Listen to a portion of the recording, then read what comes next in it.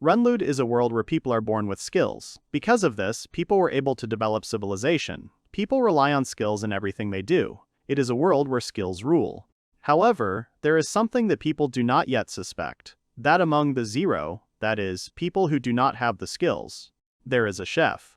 In the middle of the forest, a bear runs furiously at great speed.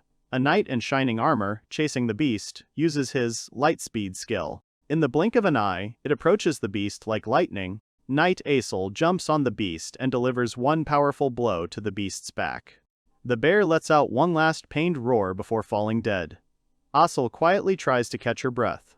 From approaches her with joyful cries, praising her partner and saying that it was not for nothing that she was called the strongest holy knight.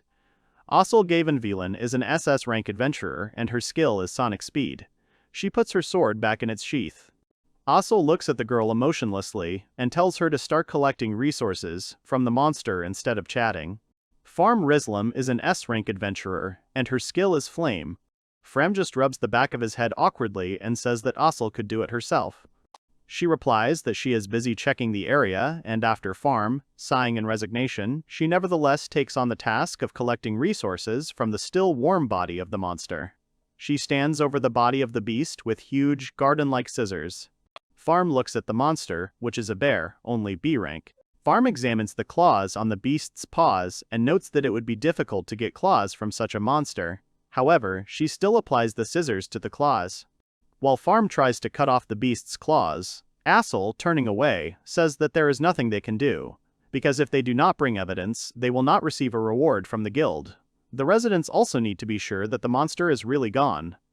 Elizabeth Close comes up behind the hardworking Farm and hugs her. She is an S-rank adventurer, and her skill is holy healing. She gently hugs Farm's shoulders, sweetly asking her not to nag and to be a good girl. Farm suggests that Elizabeth try to gather resources herself. However, Elizabeth politely declines, saying that she would rather pray for the one doing it. Farm is not satisfied with this answer, but she resigns herself to it because she is already finished anyway. Asel, hearing this, suggests to her comrades to go back, because there is nothing more for them to do here. Suddenly, an unfamiliar voice calls the girls away. A young guy appears in front of the girls, and judging by his clothes, bag, and equipment, he is a traveler. He asks the girls if he can take the monster if they don't need it. The girls look at him puzzled, completely not understanding what he is talking about. Asel can't understand the boy's words and why he wants to take the monster. She also wonders what such a skinny boy is doing in the middle of a forest full of dangerous monsters. The young man sees that the girls are not answering him and asks his question again. Suddenly, Asel reaches for the hilt of her sword. She asks the young man what he is going to do with the monster's body. She says with a stern expression that if he was going to conduct some dangerous magical experiments, then she, as a holy knight, cannot allow it. The young man, with a completely calm and casual face, says that he is going to simply eat the monster. There is complete silence. A few moments later, the girls repeat his words in surprise, not believing what they heard. Asel tells the young man in surprise that the monster's meat is inedible because it is too tough and the fat is too dense. Elizabeth adds that monster guts are also incredibly tough and the lowest grade of meat. She doesn't believe that there are people who would eat such meat. Farm's face is one of pure disgust. She breaks out in a cold sweat and remembers how she once tried monster meat and still feels sick at the thought. Farm confidently says that monsters taste terrible.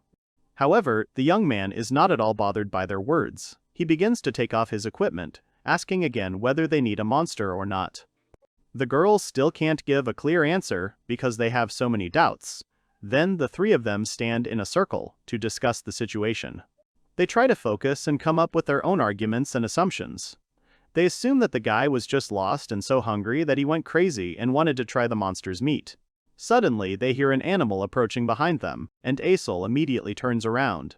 A wild wolf appears before the girls, with beautiful, fluffy, and long fur and long, sharp claws.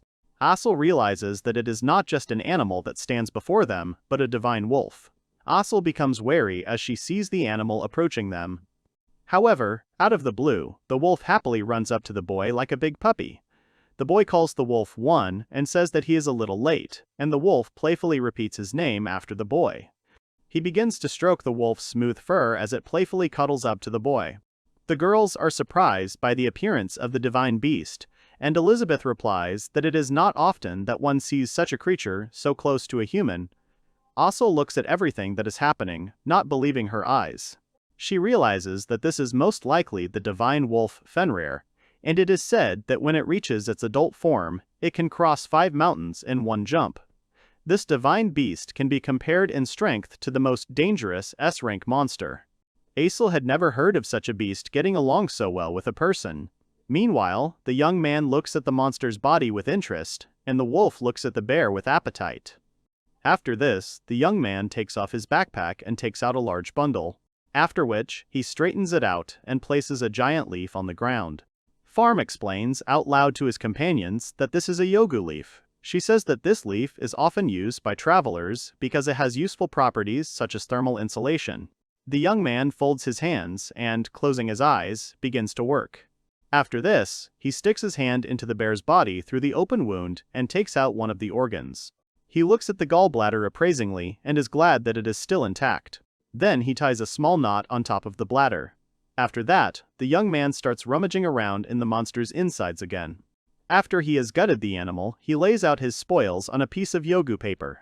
The young man stands, satisfied with his work, wiping the blood from his hands with a small cloth. Farm and Elizabeth are sickened by the sight and smell.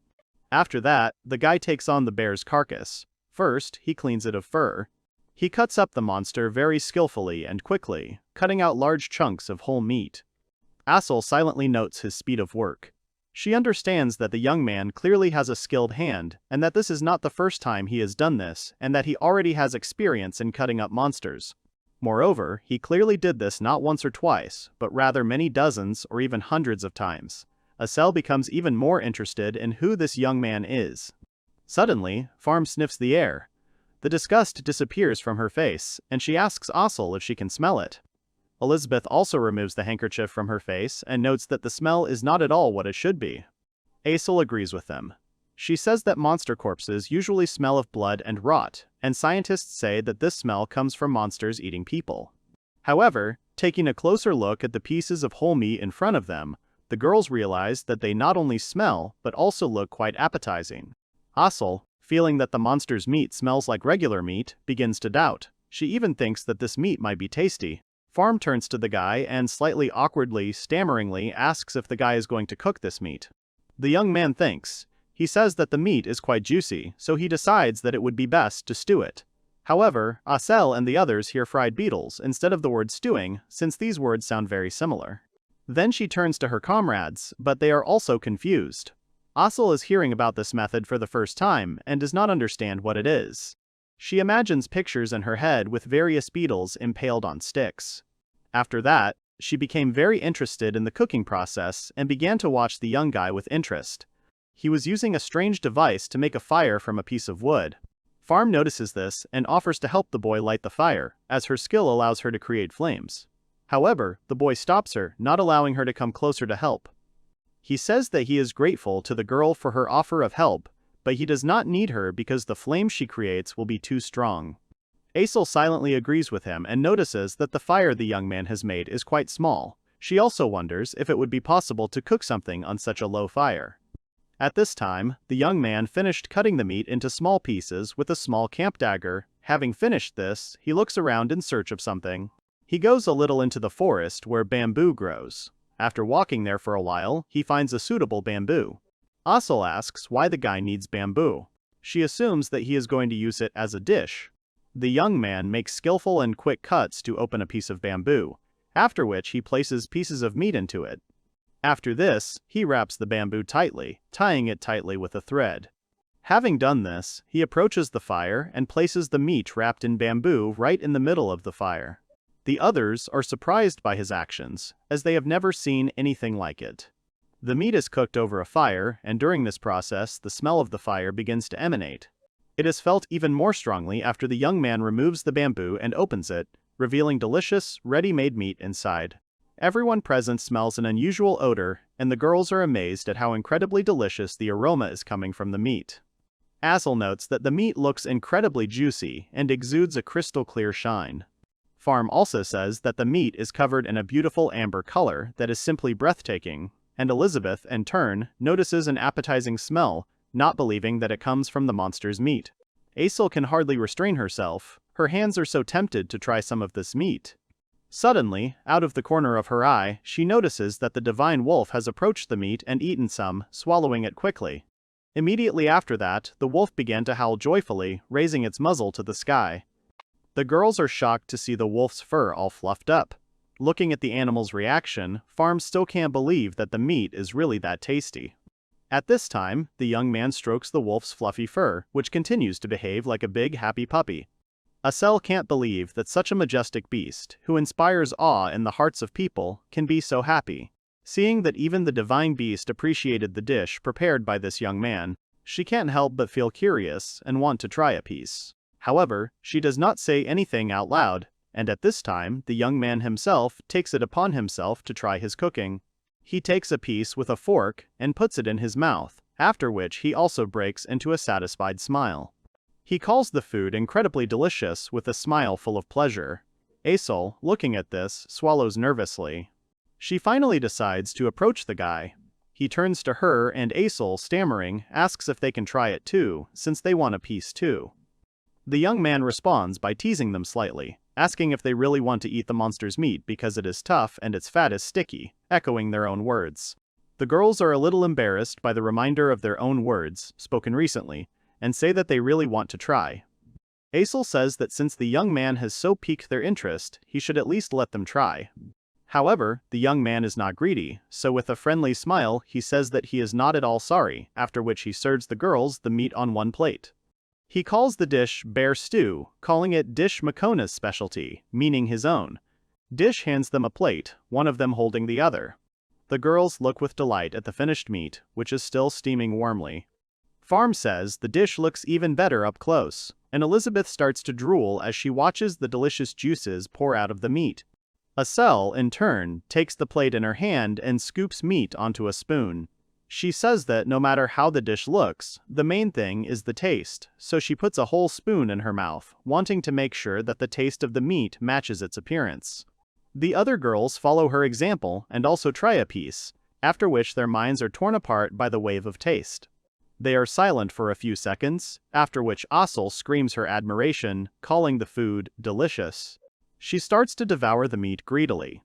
She says that she simply cannot believe that she is eating monster meat right now, because she feels like every piece is literally melting in her mouth. Elizabeth, in turn, admires the soft, sweet taste of the meat, saying that it's as if she's being carried away by a waterfall of sauce, and she's drowning in this incredible taste. Farm, however, is surprised to hear that it is nothing like what she has ever tasted before. She realizes that the meat has become soft because Dish has made cuts in it with a knife beforehand. She is also glad that this dish does not have that horrible smell of monsters, and she feels a delicate aroma coming through her nose and enveloping her whole body. Suddenly, it dawns on her. Asel asks Farm if she is okay, as she looks shocked. She says with surprise on her face that she can no longer remember the horrible taste of the monster meat. However, Asel doesn't believe her words at all, saying that with such terrible taste, it's definitely impossible.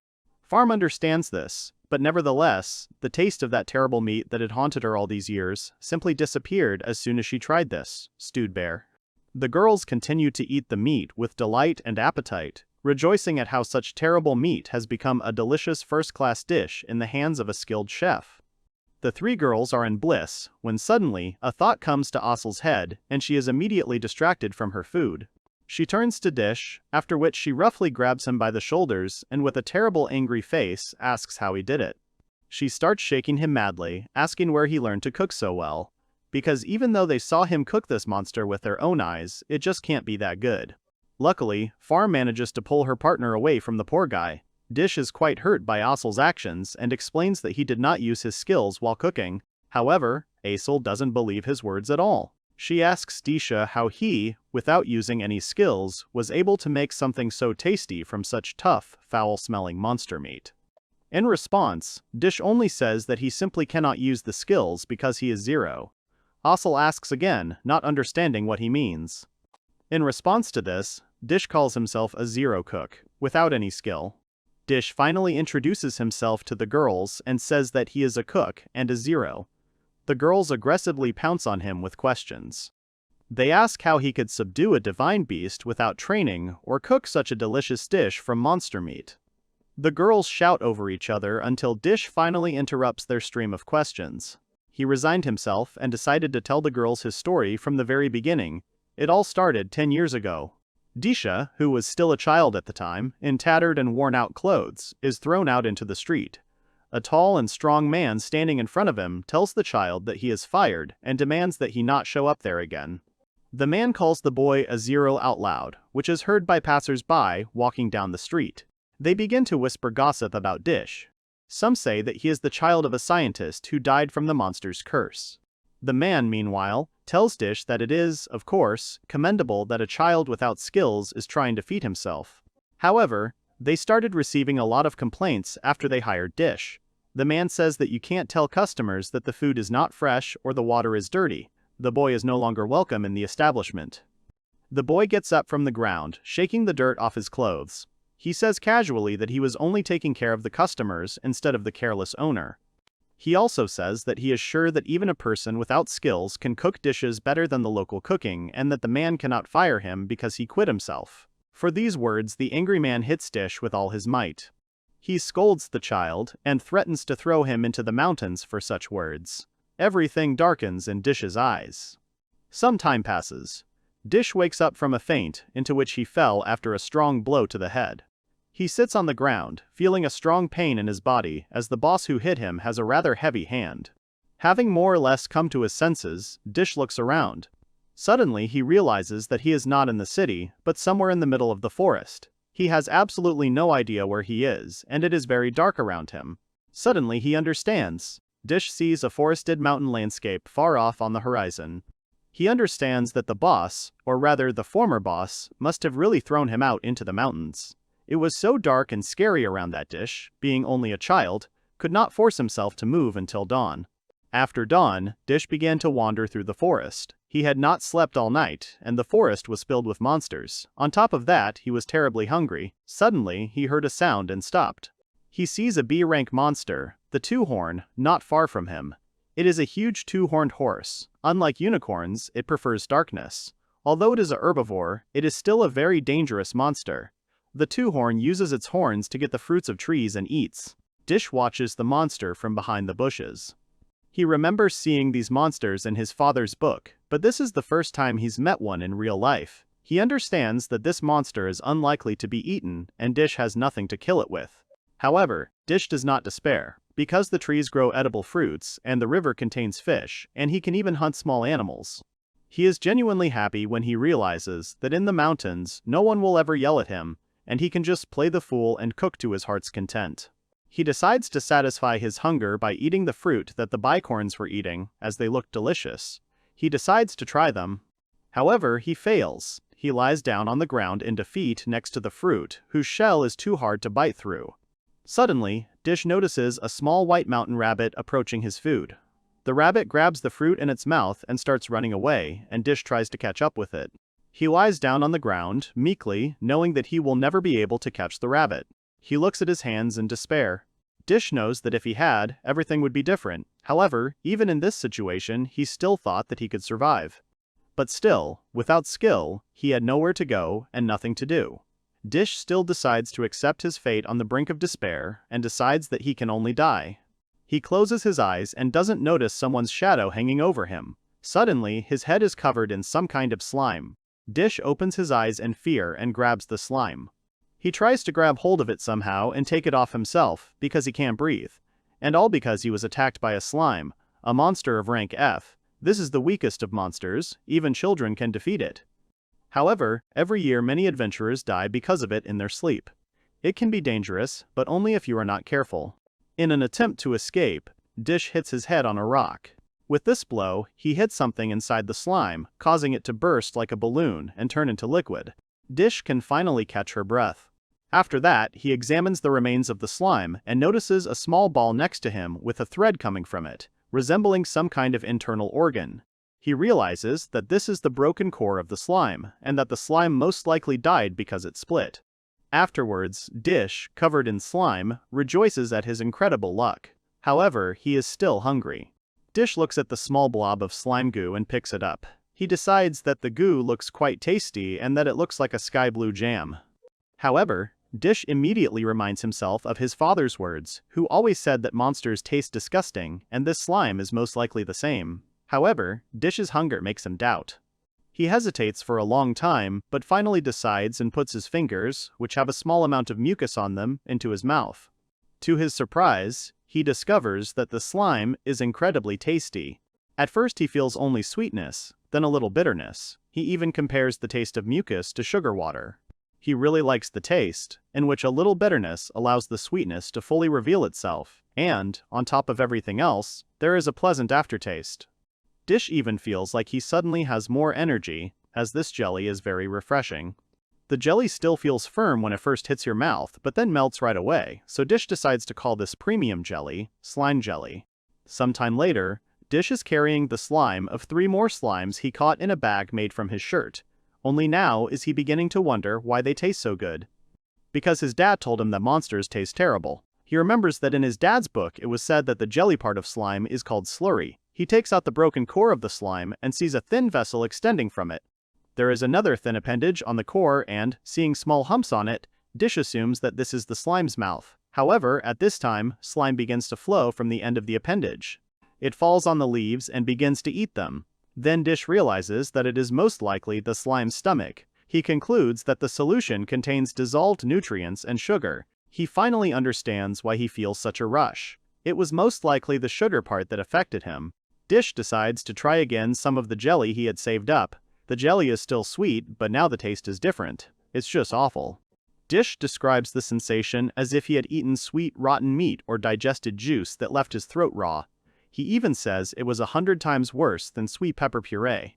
Now the excess sweetness and bitterness have merged together, and Dish feels sick from the dissonance of these tastes. For him, this tastes worse than any scraps and rotten food he has ever eaten, and that it is like a real hell. Even though he only tried it once, Dean knows that the taste will haunt him forever in his nightmares. He finally understands what his father was talking about. Dish throws out the contents of his makeshift bag and looks at the spoiled jelly. He doesn't understand what happened to this jelly because it was so delicious not long ago. But now it's just awful, like it just went bad. Dish realizes that's probably true, and the jelly really did just go bad. He starts to think that maybe monster meat isn't bad, but just goes bad quickly, like that slime did. Then it makes sense why no one likes monster meat, because rotten meat definitely won't taste good. Dish comes to the conclusion that the meat simply needs to be cooked before it spoils. He realizes that, if he is right, then the mountains are a treasure trove. And although Disha has been constantly made a fool of and scolded for his lack of skill, he still wants to try a lot of dishes that no one has ever tried before. Now he can cook delicious food to his heart's content, and proudly, with a joyful smile on his face, declares to the whole world that one day, someone will definitely call his food delicious. That's how he became a cook. And as a zero cook, he decided that he would live in those mountains. 10 years later, Dish lies helplessly on his stomach on the ground. His stomach is growling loudly because he is very hungry. All this time he had learned a lot and had become more at home in the mountains than anyone else. However, lately he had been having terrible luck. He hasn't been able to catch anyone for a long time, and the grapevines he found earlier were eaten by monsters. Dish closes the hole and suddenly feels something touching his hair. He feels that it is someone's tongue, so he assumes that it is a dog. He already turns to the dog to tell him that, unfortunately, he is not tasty at all. However, before his eyes, instead of a dog, he sees a wolf. He notes that the wolf is simply huge, and its fur looks so fluffy that he wants to touch it. There is a silence. Dish and the wolf just look at each other, not moving. Suddenly, the wolf leans towards him and sniffs. Then Dish starts rummaging through his pockets, looking for what the wolf is interested in. He takes a small ball out of his pocket and stands in front of the wolf, who happily sticks out his tongue like a playful puppy. Then Dish throws the ball towards the wolf, who catches it in the air. Having bitten the ball and felt the unusual taste, the wolf immediately begins to howl with pleasure, raising the fashion up. Dish is happy that the wolf liked the food, and the wolf at this time happily purrs as if to say hoon. Suddenly, they both hear a sound behind them and turn around. A rather large slime approaches them on the ground between the rocks. Dish panics a little because the slime is at the worst time because it is hungry and it has no strength at all. He is already prepared to fight back when suddenly the wolf stands in front of him. After that, he pounced on the slime and got rid of it with one paw. Disha is surprised by the wolf's incredible strength. Afterwards, he approaches the wolf and sincerely thanks him for protecting him. Dish realizes that this is the first time in his life that someone has stood up for him. The wolf simply licks Dish's face gently in response. Dish then says that he should thank the wolf properly. He hands him a bucket and asks him to bring some water from the nearby river. The wolf grabs the bucket in his mouth and quickly runs away, growling again, making the same sound. While the wolf went to get water, Dish was busy making a fire. By the time the wolf returned, the fire was ready and Dish thanks the animal for his work. Dish starts cooking. He boils water in a large bowl on the fire, and in a small one he places a solution of the slime defeated by the wolf. The wolf watches the process with interest while Dish explains that this method of cooking is called a water bath, and is used to cook ingredients that burn easily. He takes a bowl of slime and places it inside a larger bowl of boiled water. After the slime has boiled a bit, he places the bowl in a cold place to harden the slime. He puts the frozen mass on a plate and says that this is his original dish, called slime taffy. The wolf looks at the dish with delight and amazement. He purrs happily again, starting to actively eat the taffy. Dish also takes a small piece, explaining the principle of cooking to the wolf, his only interlocutor. He says the natural sweetness of the dish comes from the slimes eating not only various fruits, but also rock salt, for example, so the taste is richer than that of candies made from regular sugar. He also says that chefs who cook with skill can heat or cool food instantly. Therefore, the taste and texture of food can be greatly affected by sudden changes in temperature. Dish is clearly pleased that since he is a zero, he learned to cook this way, without relying on skills. Dish asks the wolf if he likes it, to which the wolf happily and contentedly purrs, rushing towards the youth. Dish happily pets the contented wolf. After some time, Dish finally decides to ask the wolf his name. The wolf only purrs again in response, making a sound similar to 1. Dish realizes that the wolf cannot speak and decides to name the wolf 1. He asks if he likes his new name, to which the wolf smiles happily. After some time, Dish and 1 are sitting together in the bushes, watching something, namely their future prey. It turns out to be several wild E-rank crows. They are difficult to catch, have high mobility and always stay in flocks. Dish tells his companion that the meat of a wild raven is the most delicious, which obviously pleases the wolf.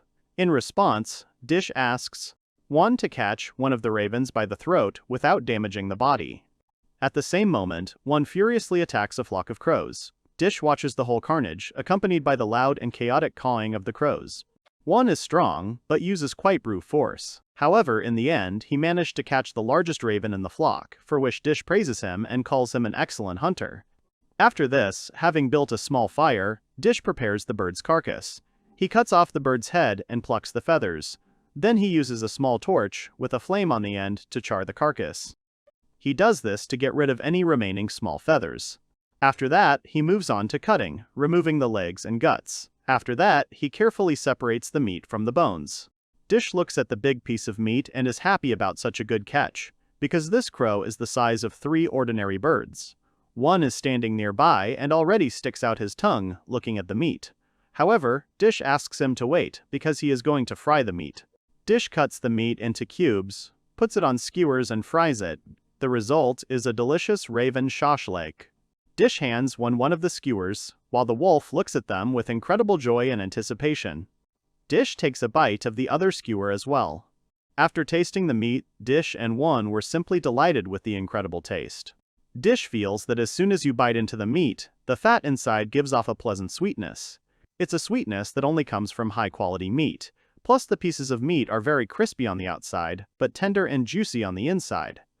Dish knows that even though these birds are predators, their diet is not limited to meat. They also eat fruits and nuts, which is why, he believes, raven's meat acquires such a delicate and multifaceted taste. Dish and 1 continue to enjoy the meat, with Dish noting that it tastes nothing like cheap, tough meat, thanks to its rich flavor and tenderness.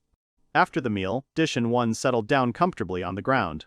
1 surrounded Dish with his soft and long fur, lying down around him, and Dish in turn lay down lightly on the wolf's large body. He says that this is the 3rd time he has eaten this dish, but this time it was the most delicious.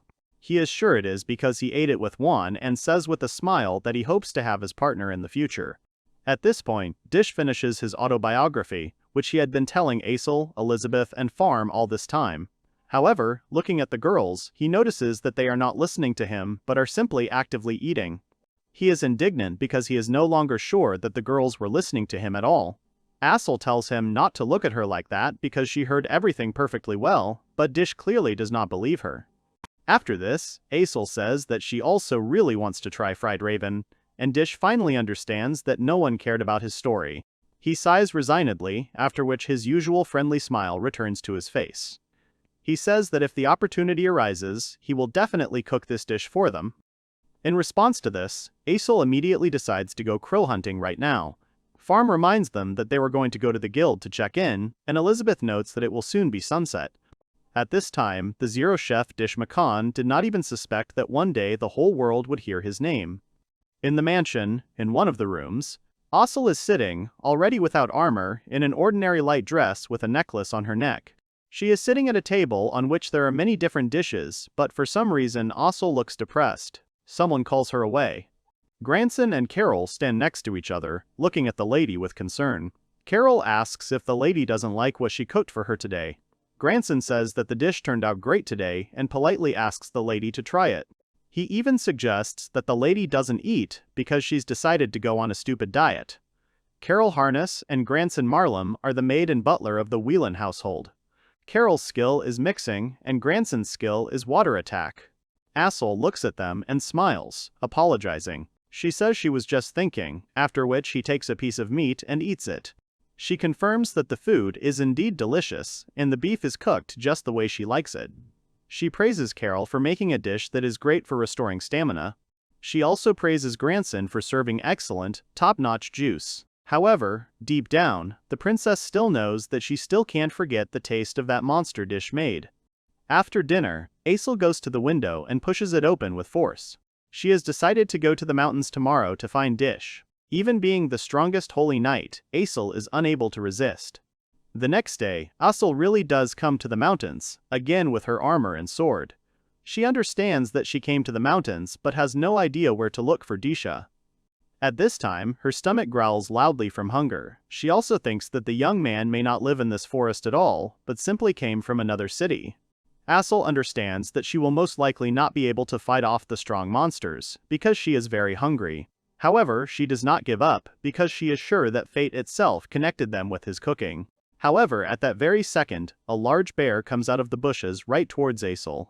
She is tense, because she doesn't have a group now, and she's starving and has no strength. However, upon closer inspection, she suddenly decides that the bear looks really tasty. Therefore, out of hunger, she aggressively attacks the monster. However, before the knight can strike the bear with his sword, the divine wolf rushes at him, grabbing him by the neck with its mouth. Asel decides not to interfere, and, upon closer inspection, recognizes this wolf because it was he who was with Dish that day. She admires how the wolf killed the bear with one blow. Because even she would have a hard time defeating such a monster with one blow, this Fenrir had enough strength to do it. Asel understands that since the wolf is here, the one she came for must also be somewhere nearby. At this time, Dish comes out of the nearby bushes, praising one for his good work. Asel is terribly happy that she finally found Disha, and her reaction even scares him. He doesn't remember her right away, he only understands that he has seen her somewhere before. He thinks, trying to remember the girl, while Asel is amazed by his lightning-fast forgetfulness. Asel pulls herself together and realizes that she needs to calm down because she is fussing too much. She is embarrassed to say right away that she came to taste Disha's cooking again, so she decides to just start a conversation first. She introduces herself and apologizes for disturbing him. She addresses him by name, which surprises Disha, and he praises Asel for her excellent memory. Asel aggressively shouts back that it is natural that she remembered his name, since it is difficult to forget someone who cooks so deliciously. After that, she immediately changes the subject. She says she's been wondering all along if Dish made a pact with the wolf. Dish pets one, who is fawning over him, and says that Asel calls him strangely, and that one is just his pet. Asel is silent for a second in confusion, after which she again attacks Dish with screams, not understanding how he even made a divine beast his pet, because they cannot be tamed. Dish casually says that he simply fed one some candy, which shocks Asel. Dish reminds her that he already told her this recently, but they were too busy eating at the time. Asel understands that she missed this part of the story. However, she still simply cannot believe that Dish tamed one with candy. Asel simply does not understand how the Furnir, which no one has ever managed to tame, so easily fell for candy. Asel then asks what skills Dish has, to which he reminds her that he has no skill, and Asel apologizes for her forgetfulness.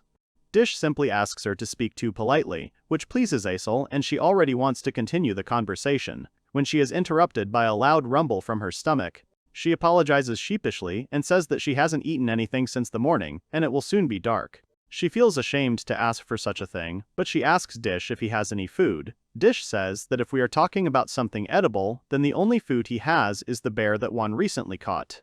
Asel becomes even more embarrassed and asks if Dish can cook the bear again, like last time. He only apologizes and says that he can't today. Asel can't utter a word in response. She falls to the ground in despair. Dish clearly sees that the girl really wanted to try that dish again. He says he can't cook it now because there is no bamboo in the forests, and it is bamboo that contains the ideal amount of moisture for stewing. Asel doesn't understand where the moisture could come from in such a dry plant. Although she finds it hard to believe, if he says so, she believes him. Dish looks at one, who is standing over the carcass of the beast, wagging his tail and sticking out his tongue, and says that Asel is clearly not the only one who is eagerly awaiting his dish. Then he suggests Asel to go to his place. Asel is very embarrassed by such words because she understands that a girl of her status should not go to visit.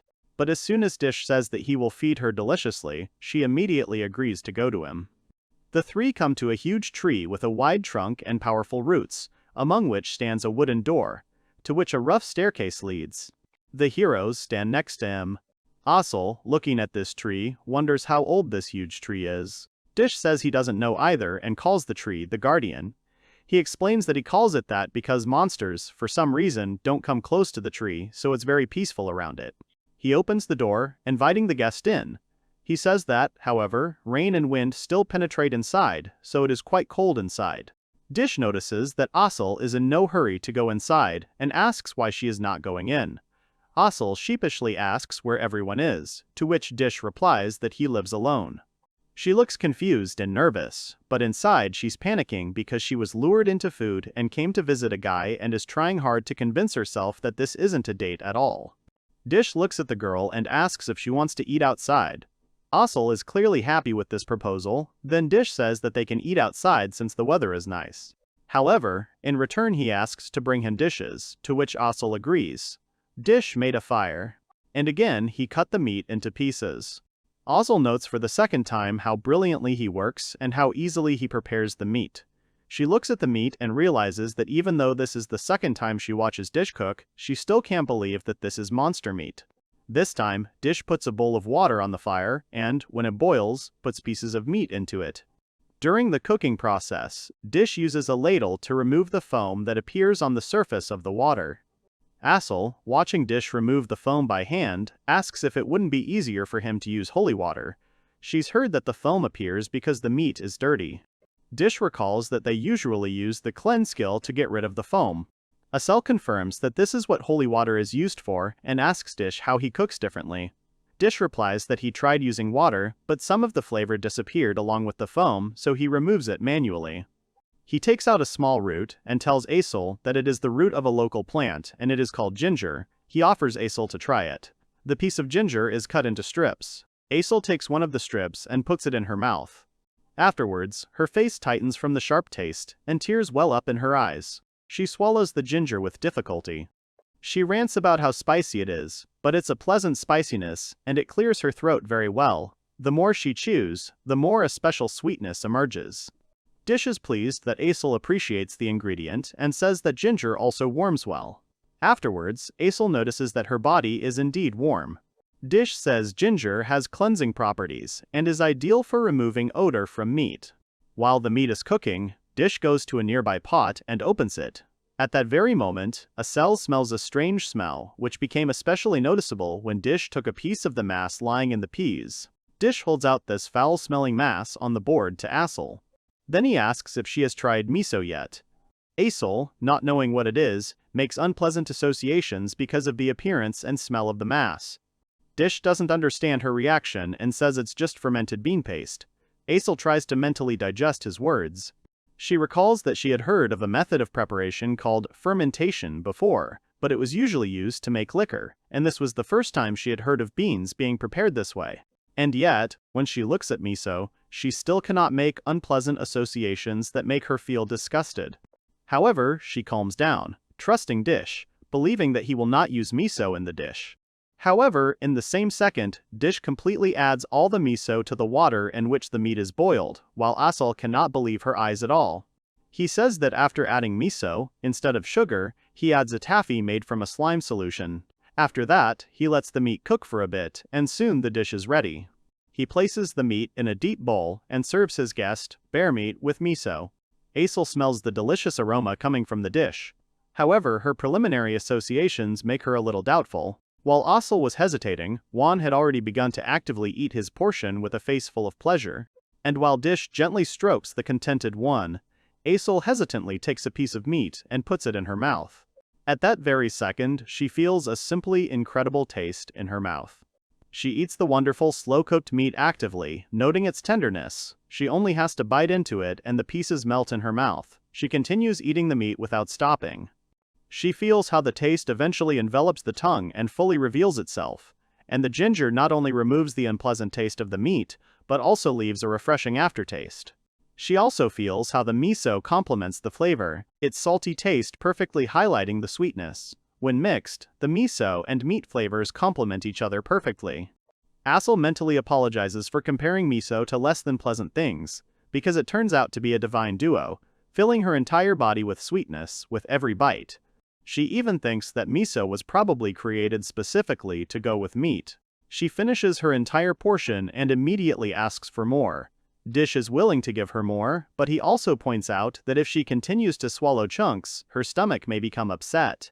Asel doesn't listen to him, pouncing on a new portion of meat, saying that she will be careful, but to herself she understands that she simply cannot stop. In the end, all the meat was eaten. Asel says that both the stewed bear and the bear with meat were simply excellent. She also says that meeting Dish opened up a new world for her. She sincerely thanks the cook for the dishes he prepared and asks if she can come to him again. Dish agrees, saying that she can come to him any time. Asel says goodbye and leaves, while Dish and Juan watch her go. Suddenly, Dish asks out loud why Asel came to the forest at all. Dish is sitting quietly at home when suddenly he hears active hearing at his door, after which Asel bursts in. She loudly announces that trouble has happened. Dish says that since that day she came every day and he tries to remember her name but makes a mistake, calling her Azazel. Asel in turn indignantly corrects him, even angry that he dared to think that her name is like a demon.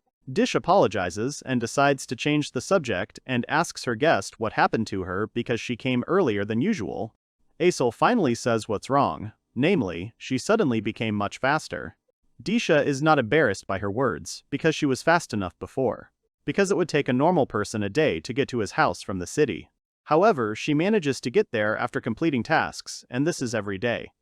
Asel disagrees with him and demands that he look at the piece of paper she gives him.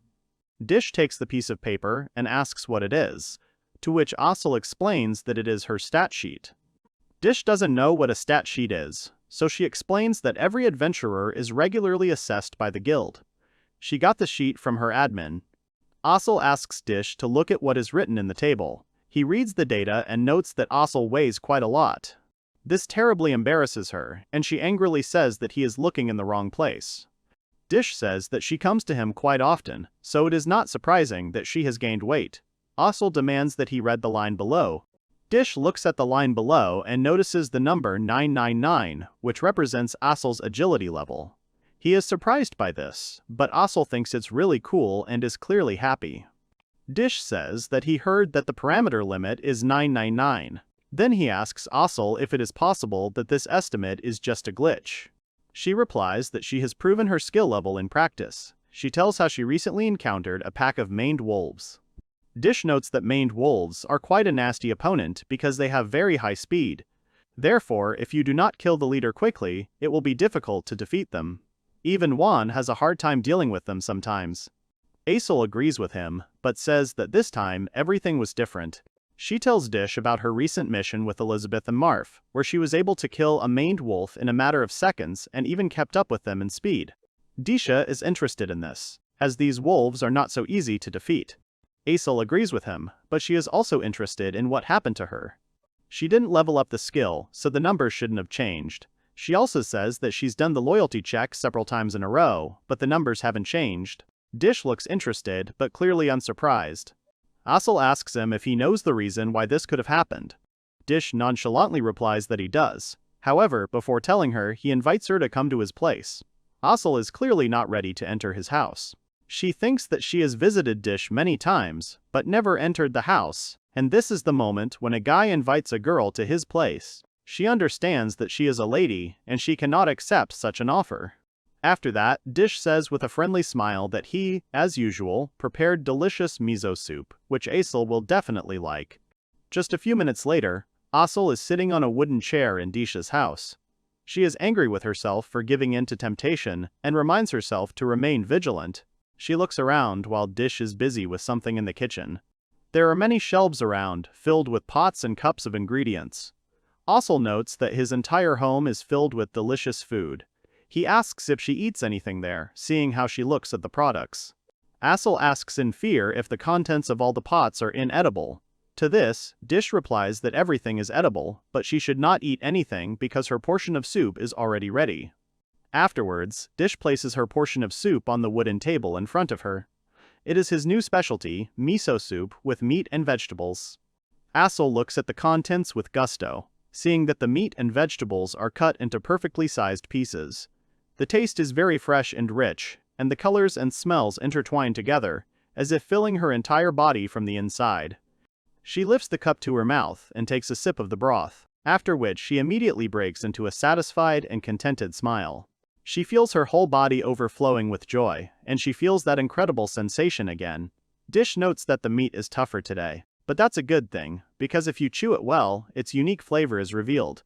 Asel feels that as soon as she bites into a piece, the threads of flavors intertwine and reinforce each other. Finally, she tastes the potato, which is perfectly intertwined with the other root vegetables, all complemented by the salty taste of the miso, which sets off the sweetness.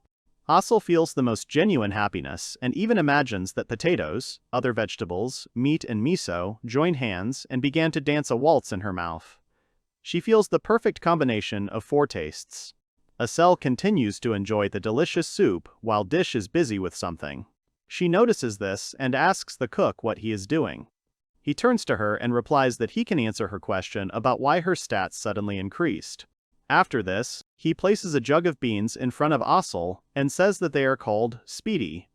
At first, Asel doesn't react, but seconds later she turns to Dish and asks again, not believing what he just said. Dish doesn't look surprised and asks if she's heard about them. Then Asel explains that speed beans, or speed beans, are magic beans that can increase agility simply by eating them. These beans are an extremely rare plant that only grows in small patches of special soil and has not yet been cultivated by anyone. Dish, after listening to everything, as if nothing had happened, says that he simply boiled them and ground them up to make miso. Asel then, in complete shock, asks him where he was able to find so many speed beans. Dish decides to show her the place where he found them and takes her to a field in the backyard of his own house, while Asel looks in disbelief at an entire garden filled with rows of rare beans. Asel can't say a word. She's still looking at the entire garden of speed beans in complete shock, still not believing the sight before her eyes. She, shaking and covered in cold sweat, asks Dish if these are really all speed beans to be sure. Dish agrees and wants to tell her something, but Asel interrupts him with her surprised cry. She looks at the field and realizes that there are 1,000, if not 5,000, beans there. She remembers that these beans are so rare that they are incredibly expensive. That's why there are entire underground auctions where you can easily exchange 1 or even 2 magic swords for 1 bean. Asel understands that if she sells everything that grows here, she can easily buy an aristocrat's mansion. However, looking at the situation from another angle, she understands that with so many beans, everyone could become as fast as she is. And that would be a real revolution. She understands that then they would be able to exterminate most of the monsters and protect many lives. Coming out of her reverie, she aggressively asks Dish how this even happened, and why the beans grew so well in his backyard. She claims that even with skill, this cannot be achieved. She asks him how he was able to grow them. He replies that the usual methods are really powerless here. He bends down and picks up a piece of soil, saying that something has been mixed into the soil. Namely, the bones of monsters, which he himself mixed with the earth. Asel asks again in surprise, and then Dish explains that they contain the remains of mana. He says that once in the mountains he saw beans growing around the skeleton of a monster, and that was when he came up with this method. Asel replies that it's simply amazing and she absolutely must tell everyone about this method. Dish replies that he's a bit too lazy to do it, but if she thinks so, then he probably won't mind. Asel makes a decision to herself and realizes that now people will be able to grow thousands of speed beans, and then many adventurers will be able to raise their characteristics. She also realizes that there will be a lot of delicious miso on the market then, when suddenly, these thoughts bring her to a realization. In her head, she makes a logical chain. She understands that then she will be able to eat miso without leaving home. Like a regular product, she will no longer have to come to the forest, and the reason for visiting Disha will disappear and she will not see him anymore. She is determined that she cannot allow this to happen, but her reaction seems strange to Dish because he does not understand what she is thinking. He asks what she cannot allow, but she interrupts him, saying that although it is a great loss to the world, they will not be able to reveal the secret of growing beans. Asel, in turn, decides that she cannot allow this to happen. She feels that during all the days she visited him, he also ate miso. Therefore, his characteristics should have increased significantly. Dish says that his characteristics have not changed at all. Asel asks the reason. Dish says he uses another type of bean for miso too. He points to another bean growing nearby, calling it a slow bean. Asel understands his explanation, as she is suddenly very surprised by the slowdown beans, which, in contrast to the speed beans, reduce speed. She remembers hearing a joke about a merchant who thought he had bought speed beans, but the opposite happened and he went bankrupt. Dish interrupts her thoughts by offering her a taste of slow beans. After some time, Asel and Dish are back in the house, and Dish serves her a new soup with slow beans. She looks at the delicious soup, the broth of which is already red. She smells an incredible aroma and realizes that it is much stronger than the speed bean miso. Even though she just ate, she still can't resist the smell. However, she immediately comes to her senses, telling herself not to deceive herself, and reminding herself that this miso is made from miso beans, which can clearly affect her condition. One of her signature skills is her incredible speed, so she can't be affected by any soup. However, she does not resist for long, and soon eats the soup with pleasure. She feels that compared to those white beans, the taste is deeper and the sensation is softer, and although the other ingredients are the same, the taste is completely different. She continues to eat the soup with pleasure, saying that she likes this miso even more than the previous one, and she again feels the pleasant taste spreading throughout her body. Dish asks if Asel likes the soup he made, to which she says that the soup is very tasty. However, she also understands to herself that since miso is made from slow beans, her stats are currently decreasing. She continues to drink the broth with gusto, while realizing that her entire light speed is most likely turning into normal speed right now. It seems to her that over time she will become slow Asel, then turtle Asel. She realizes that with every sip of soup, she is turning into a trinket that even the turtle can outrun. She tries to get rid of these obsessive, stupid thoughts. She looks at the table with her stats and remembers what she had already decided for herself earlier. She had decided that she wanted to come to Dish again and again, and therefore the method of growing speed beans should be kept a secret. Although Asel understands that this can help others, she decided to hide everything for her own benefit, and this means that as atonement, she needs to fight for 10 people herself. She understands that she can never lose to herself. However, moments later she happily asks for more soup, and Dish takes hold of the giant pot, saying that there is still plenty of soup and she can eat as much as she wants. Despite everything, that day, Asel light speed lost. Sometime later, Asel was fighting monsters on a mission with Elizabeth and Farm. Elizabeth asks her partner if she has noticed that Asel is slower than usual today. Farm agrees, saying that she can see Asel putting all her strength into the fight, even though these monsters are no match for her. They wonder what that could mean. Farm decides that in this case they too must put in their full effort to become stronger. Asel doesn't say anything to this, because she understands to herself that Farm is completely wrong, and Asel simply ate too many slow beans, and as a result, her speed became even lower than it was originally. After this task, Asel returned to the city. She came to a girl named Fawn, an administrator who was checking her characteristics.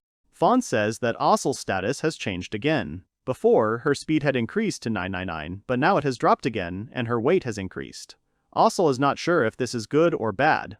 Carbania is one of the most influential states of Runlud. It was founded in 420 and is the fourth largest city in the world in terms of area, located in the northwest of the mainland of Kamentos. Of course, the state has everything: mountains, forests, fields, and also access to the sea. Therefore, it is actively developing to this day, taking advantage of its favorable location. The continent has all 4 seasons. They say that Carbania is the most beautiful country in the world. It is here, in the border town of Ryouriban, that Asel von Vielen lives. She and her partners, Elizabeth and Farm, arrive at the Adventurers Guild. Once inside, Asel approaches Fawn and hands her the quest materials. A cute girl in a work uniform and with fluffy ears on her head examines the materials. After that, she praises Asel for her work, since she completed a task in a day that ordinary adventurers complete in 5 days. Von Land is the admin of the guild that Asel, Elizabeth, and Farm are assigned to. The guild accepts either requests to destroy monsters or personal requests from citizens. All tasks are divided into ranks and distributed among adventurers accordingly. Initially, a guild was simply a place where people could find someone with a suitable skill. However, due to the large number of requests for monster extermination, guilds began to hire so-called adventurers. As a result, orders from all over the country began to be collected in one place, and after some time, it all turned into a well-established system, and now the reward is paid by the guild itself and not by the customer. Along with this, a system was created whereby, in order to successfully complete a task, parts of the monsters had to be provided as evidence, and those who have joined the guild can accept these orders. Those who are called adventurers. They are heroes who destroy monsters and conquer previously unknown dungeons. At least, that's what they say. The adventurers present in the guild turned their attention to the appearance of Asel, the Holy Knight. They looked with delight at the claws she brought back from the completed mission. They are surprised because the huge pile of claws belongs to the maned wolves, which are difficult to collect even in small quantities. However, they did not expect anything less from an SS rank adventurer. Adventurers with F rank can only dream of missions to destroy monsters. The girl next to them agrees, sadly saying that they have to carry out all sorts of assignments, either to catch escaped pets or to collect herbs.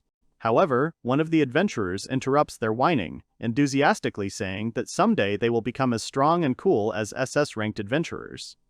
Asel, listening to the young adventurers, understands that it is impossible to carry out only heroic tasks, and that ordinary assignments are also very important. She believes that these 3 are no less remarkable adventurers who have completed many useful tasks, and they are, in a sense, even great heroes. Asel is an adventurer of the highest SS rank, and the title of Holy Knight is given to her by the state. This gives her a number of privileges, as her rank is only achieved by outstanding individuals, so it is very rare. One of the privileges that Asel has, as an SS rank adventurer, is having such a wonderful group administrator as Fawn. She always provides all the detailed information on each task. She is a truly talented girl who supports Asel and her group with all her might. However, she is also always ready to help other adventurers. Frame's unusual behavior. She notes that Frame had been very quiet until recently, but has recently become more cheerful. Frame explains that she was simply shocked at first by the gap between her and Asel's skills. However, Frame has noticed how Asel has been pushing herself to the limit lately, even on simple missions. Frame continues, saying that she likes the freedom she has in battle and that she likes the new silent Asel. She, in turn, remains silent, turning away. Asel wants to clear everything up right now, telling everyone that it's all because of the slow beans and because she just couldn't resist the temptation. However, she can say that, so she keeps silent. Phone approaches Asel and whispers to make sure that her agility has not recently returned to its normal level. Asel agrees, but asks not to tell Frame about it. Vaughn agrees that it is better to leave everything as it is, looking at the joyful and enthusiastic Frame. Asel explains to Fawn that a lot has simply happened to her, but she has nothing to regret. She also does not think that there is any error in her characteristics. Fawn asks what happened, because Asel's agility is not the only thing that has changed. Asel just looks away in embarrassment and mumbles something in response. Then Fawn comes closer to look her in the eyes and asks if Asel has a boyfriend. She is shocked and silent for a few seconds, then blushes terribly and squeals in embarrassment. Looking at her reaction, Fawn assumes that she was right on target with her guess, smirking contentedly. Asel desperately tries to convince Fawn that this is not true and that she does not have a boyfriend, but Fawn clearly does not believe her, calling her reaction suspicious. Overhearing their conversation, Fram adds that Asel has indeed been going to the mountains a lot lately, while Asel fearfully asks how she even knows this. Asel tries to change the subject, saying that there have been a lot of accidents lately. However, Frame immediately corrects her, saying that she means the usual mountains where people usually go to kill monsters. Suddenly, after these words, she comes to a realization. She remembers that it was in the mountains that they recently tried monster meat. After this, Asel immediately forcibly covers her mouth with his hand, not allowing her to say another word. Fram only says with a smile that Asel has absolutely nothing to be embarrassed about, because she is a good girl and there is nothing wrong with the fact that she has a lover. Asel is still trying to refute Fram's words, saying that none of the above is in any way connected with the change in her characteristics. However, immediately after this, she becomes confused in her words, saying that these events may be partly connected, but in any case, it should not worry them. Fam, with the same smile, says that she understood everything.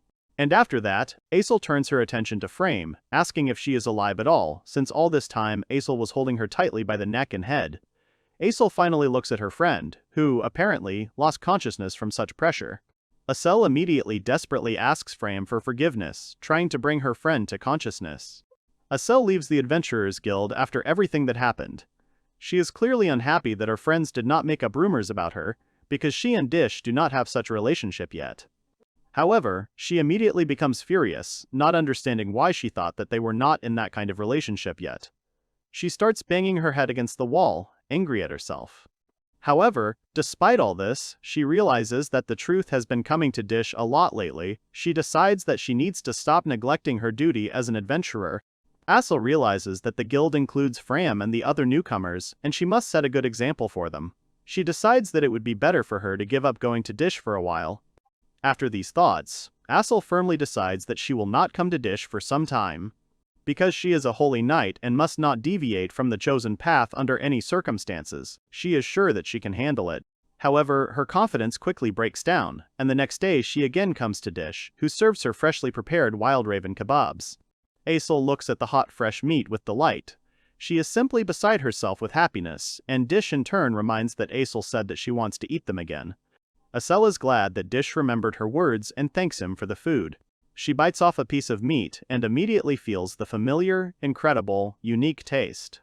She says these kebabs are not at all like those sold in the city, because the crow meat feels more elastic. Asel continues to eat the delicious shashlik, saying that the elasticity of the raven meat clearly does not make it tough, it is pleasantly elastic. The meat is perfectly chewed and the entire mouth is filled with meat juices. Asel would never have thought that such harmful birds as wild crows could be so tasty. Asel quickly eats her entire portion, leaving only an empty plate with skewers. She is full and happy that she was finally able to enjoy the long-awaited raven. However, after a few seconds, she realizes.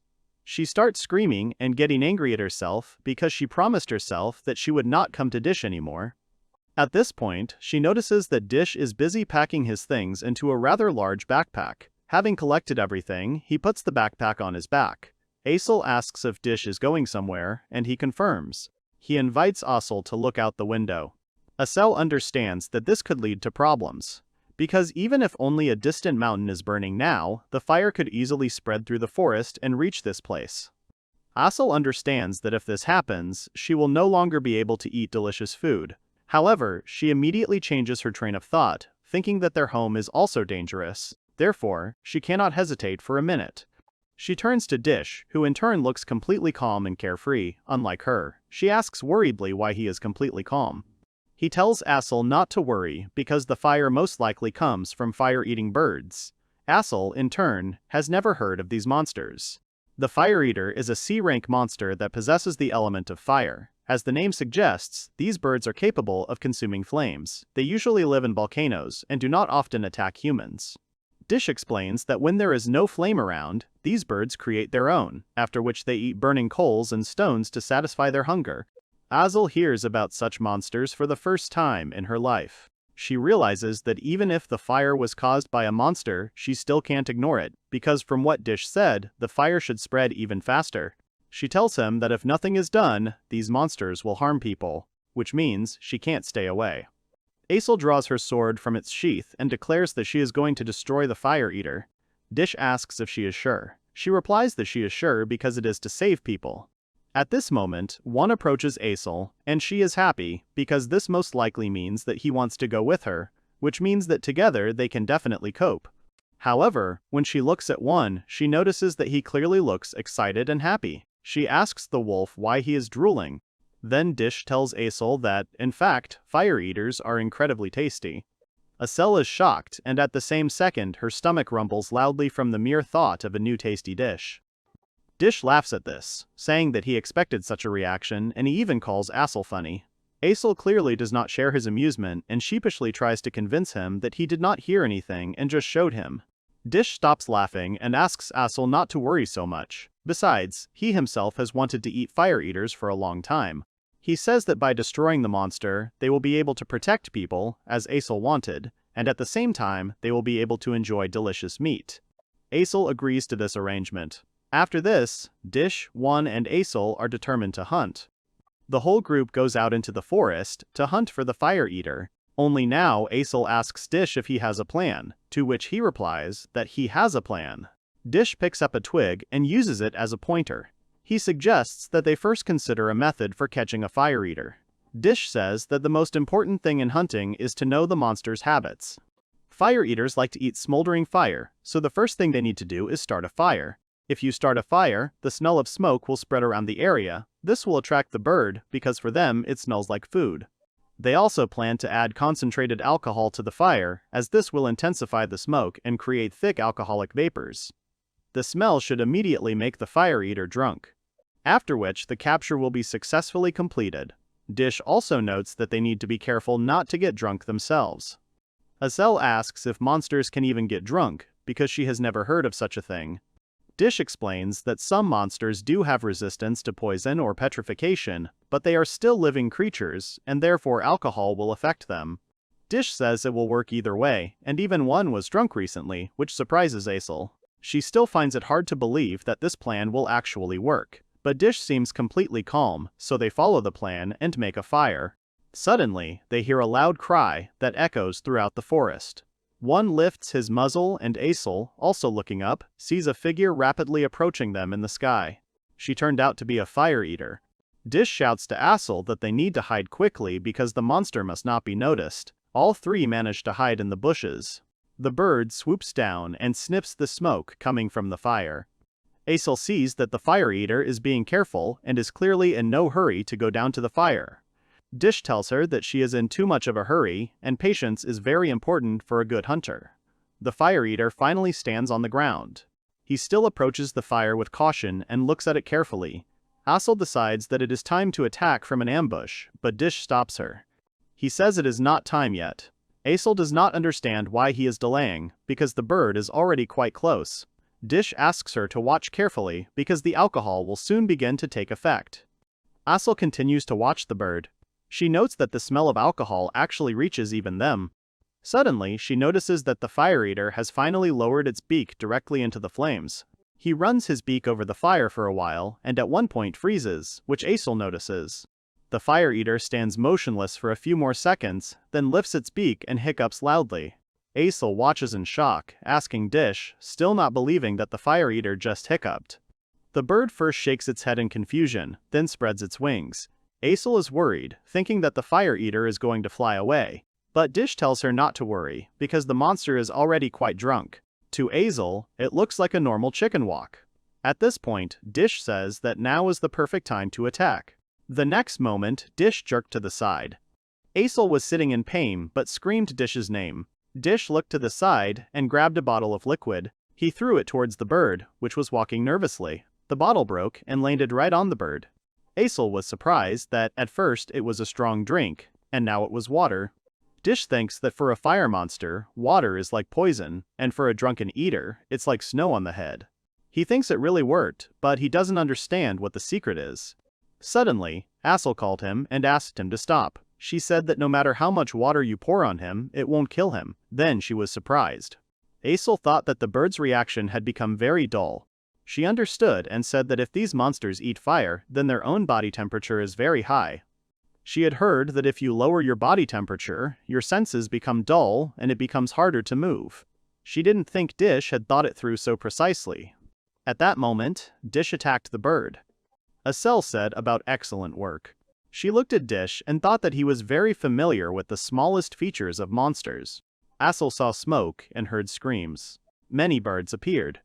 Asel didn't understand why so many of them had flocked together. Dish said that these birds also smelled the delicious aroma of smoke. The smoke had already spread quite far. Asel said that Dish was too calm, because it would be difficult to cope with such a number. Dish replied that he had only set a trap and was hunting, otherwise they would not have been able to catch the bird. Dish called Asel and asked if that wasn't why she came here. Asel said that Dish was absolutely right. Juan will help them too.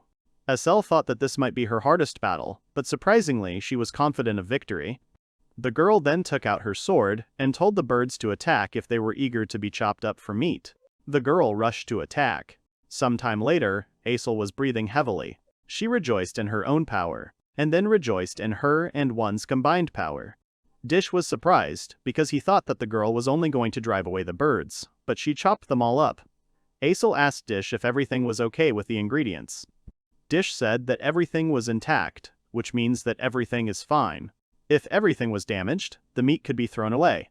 Asel said she felt a little awkward and then asked why other meat would be unusable. Dish said that if you damage the insides, everything else will come out and you can throw it away right away.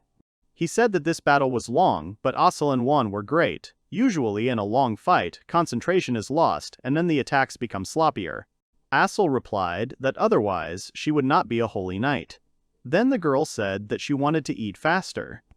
Dish agreed, but said that he would not be able to cook all the birds. Monster meat spoils very quickly, so he would only have time to cut up some. Asel was surprised. Dish told her not to worry, because there was enough meat for the girl to definitely eat her fill. After some time, Dish started cooking. Asel was surprised that he was cooking it right away. Dish said that fire eaters have a high body temperature to begin with, and they are very hot, so if you start cutting it right away you can get burned, so you need to cool the meat first. If you cool the meat too quickly, it will shrink and become tough. In this case, it will not be possible to return the meat to its previous texture. When the meat reaches approximately human body temperature, you can take the bird out of the water and pluck its feathers. Asel was surprised. The bird was red, as if it was made of fire itself. Then Dish started cooking. Dish suggested that the guys try it. Asel asked about spices, but Dish said that the meat itself was very tasty. The girl began to taste the meat. The next moment, she screamed with delight. Asel said that the meat is very spicy. The texture of the meat itself is good, it is elastic and unusually soft, but very spicy. As soon as you bite into it, your mouth is filled with meat juice. She also felt not only the spiciness of the meat, but also its sweetness. Dish smiled and said that if they waited a little, he would make something tastier. Juan and Asel sat and waited. Dish began cooking and using potato flour as a breading. Then he threw it into the frying pan, and the boys heard a divine sound and a delicious smell. The appearance of the dish was also attractive. Dish cooked chicken in batter. They accepted to eat the fire eater. The guys were surprised by the unusual texture. The meat was so crispy on the outside and soft on the inside. The potato breading was very crispy. The light, crispy texture gives way to the dense texture of the meat. They ate it all. Asel didn't expect fire eaters to be so tasty. Then Dish realized that Asel didn't know the most basics. Monster's blood contains mana. Since the fire eater has the fire element, the meat is spicy. Asel was not aware of such differences. Perhaps this is unknown even to the sages of the royal library, but for Dish, this information seems ordinary. Dish Mashan is a very mysterious young man. Sometime later, in the Adventurers Guild, Asel decided to put on a helmet. Asel turns around and her lips are swollen from the sharp meat, so she decides to put on a helmet to hide the disfigurement. The girl, who belonged to the beast race, was named Carol Harness, and recently she noticed something curious, which, among other things, concerned her mistress, the knight Asel. She and Carol met one day about 3 years ago when her parents died in an accident at the hands of a monster. At that very moment, Asel appeared in front of the little girl and bravely saved her from danger. Thus, the girl owed her life to her. And on top of everything else, she was left completely alone when kind Asel gave her a place in which she could live for a long time and to which she could always return. After that, the girl began to live in her mansion as a maid, setting herself the task of supporting her mistress with delicious food, because she, as an adventurer, was very busy. It was thanks to all this that Carol was able to notice how her mistress had, from a certain point on, begun to sigh while eating. And not only that, she sighed while looking into the distance and even when taking a medicinal bath. At first, Harness thought that it was the food she had prepared, but after thinking about the whole situation for a while, she discarded that option, deciding that something completely different was more likely. Namely, love, because in the girl's opinion, Asel definitely fell in love with someone, because she even began to often go towards Mount Kumov, although she probably did not have the courage to take the next step. So, Carol, with an inspired look and sparkles in her eyes, decided that all she could do as her mistress's maid was to push the relationship of the couple who were dating forward. Some time later, in the mountains, the maid, with her stomach growling from hunger, recalling her recent desires, realized that she had come to the mountains without the slightest knowledge of where the young man lived, to whom Asel constantly visited. Besides, Carol thought about why the guy had to live in the forest at all, because there were other cities, and also, walking along the path, she thought about the fact that she would not be able to fight off a probable attack of a monster, especially in a hungry state. But not wanting to give up so quickly and easily, Harness confidently decided that she definitely wanted to see her mistress's lover, and firmly declared that she would definitely find him. But a moment later, the maid was already lying on the ground while her stomach was making extremely loud sounds demanding food. The girl herself could not move until she remembered that she still had to find time to go back and cook dinner. At that moment, Harness was about to give up and mentally asked her mistress for forgiveness, believing that she would no longer be able to help her. The silhouette of an animal was approaching her, which seemed like a monster to the girl, after which she passed out. Carol woke up only after some time, on an improvised bed, and began to remember how she got lost in the forest, and later lost consciousness and no longer knew where she was. After that, Carol saw the recent monster standing in front of her, looking straight at her, making the girl wonder why she was even alive, until now. As the beast approached the girl's face, she realized that in this situation she couldn't even run away, because it was still as difficult to move as before. But the creature only licked Carol, slightly stunning her. Immediately after this, the protagonist Dish Khan noticed that she had woken up and asked his guest to wait a little, because he was going to cook food. Carol noticed that he was about the same age as herself, and assumed that it was the young man who saved her. The girl immediately decided to refuse his offer as politely as possible, since she had already been saved by him from danger and the risk of death, and she thought that she could not eat from him in such a situation.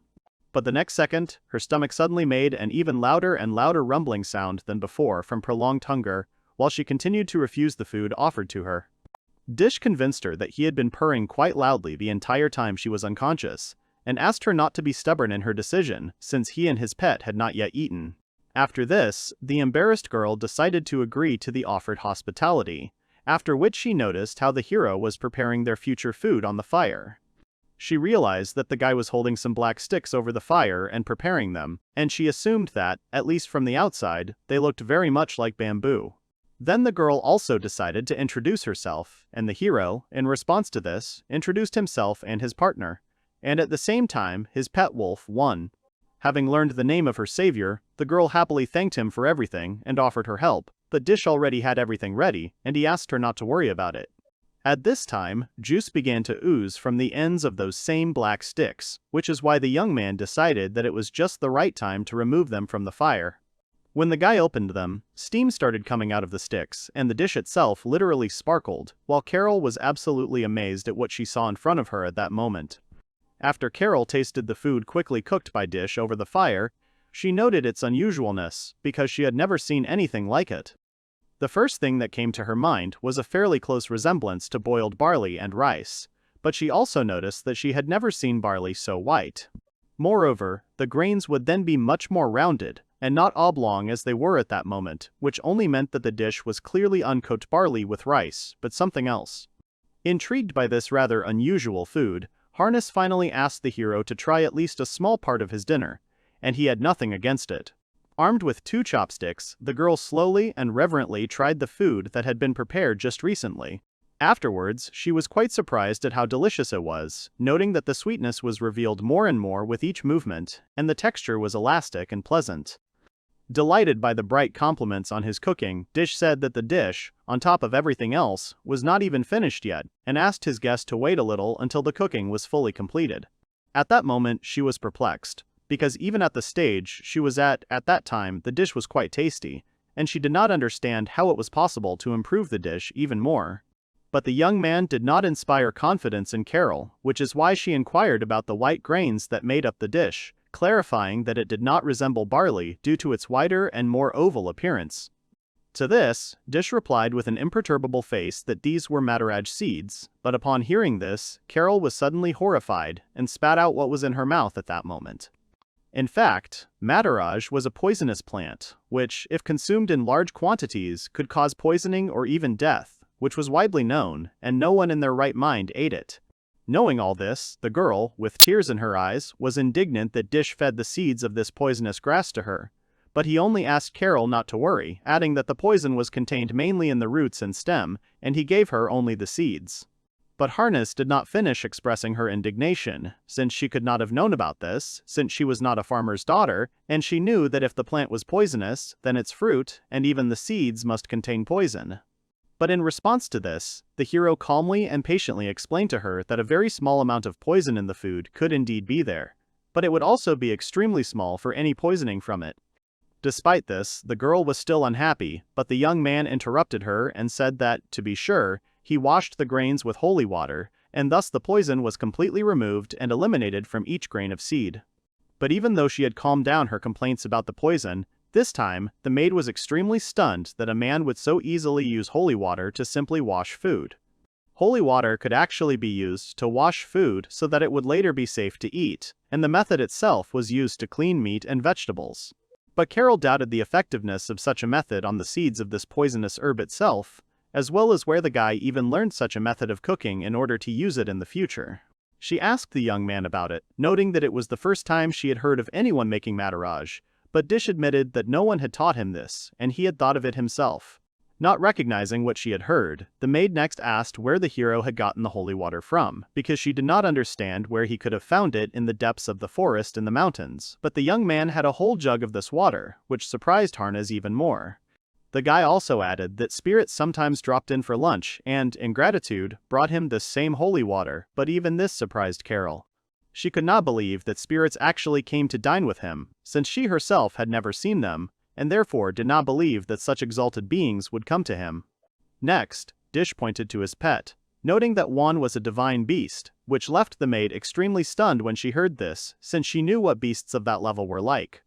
After that, she decided to summarize everything that had been said before, including that the guy was the master of a divine beast, and that spirits shared his dinner.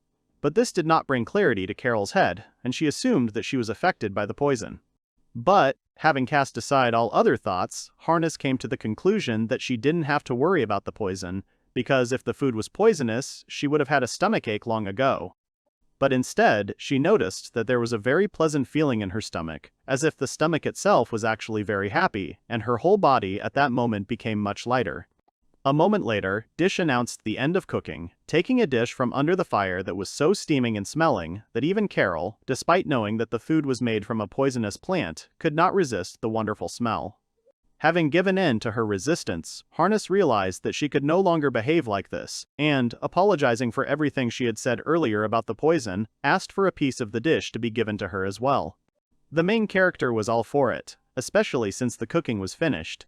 So this time, he prepared a special dish of disha makona, piku mataraj, with miso. In response to the girl's surprise about the name, the young man explained that he came up with the name himself, and noted that the dish resembled the tip of a spear, which justified its name, which was confirmed by his pet and guest. Immediately after this, the girl began to eat, wanting to eat, wanting to finally try the food that had been prepared moments ago, and after blowing a little to cool the surface of the food recently pulled out from under the fire, she then took a bite from the stick. Carol joyfully and enthusiastically shouted about how delicious what she was tasting at that moment was, and her cry spread far around into the mountains. Harness also noted that the Madaraj grass was fried and became quite crispy, and all the moisture was successfully evaporated, making the texture of the dish even more refined. However, despite everything else, inside it remained just as elastic as before, and the sweetness of the food itself after it was fried became even more pronounced than ever. In addition, according to the girl, the paste, which was called miso, was able to successfully impart to the dish that delicious flavor that she could observe and taste. This went perfectly with the main flavor, without even overpowering the original sweetness, and the bitterness from the fried crust further emphasized the taste. Thus, the truly extraordinary sweetness of that very poisonous Madaraj herb and the rather deep, moderately salty taste of miso successfully did their job. This convinced Harness that there could hardly have been a better combination of these ingredients, which she admitted outright, loudly declaring that the dish was incredibly delicious. A little later, when the plates were empty, the maid, after thinking for a bit, enthusiastically asked how the hero had even come up with this method of cooking and inquired about his skill. But Dish said that he had no skill at all this time, somewhat stunning the girl, after which he even further clarified that in fact he was only a level 0 cook. When Carol wanted to suggest something about the guy, a loud cry was heard from the depths of the forest. Asel was desperately calling her subordinate by name, to which she could not help but respond, because she immediately recognized her mistress. In turn, the adventurer who arrived at that moment jumped high above the forest and rushed towards Carol, and in a heavy fall knocked Harness to the ground, which caused her a little pain. But Asel, with tears in her eyes, was glad that finally, after a long search everywhere, she found her maid, for which she sincerely apologized, assuring her that she was okay.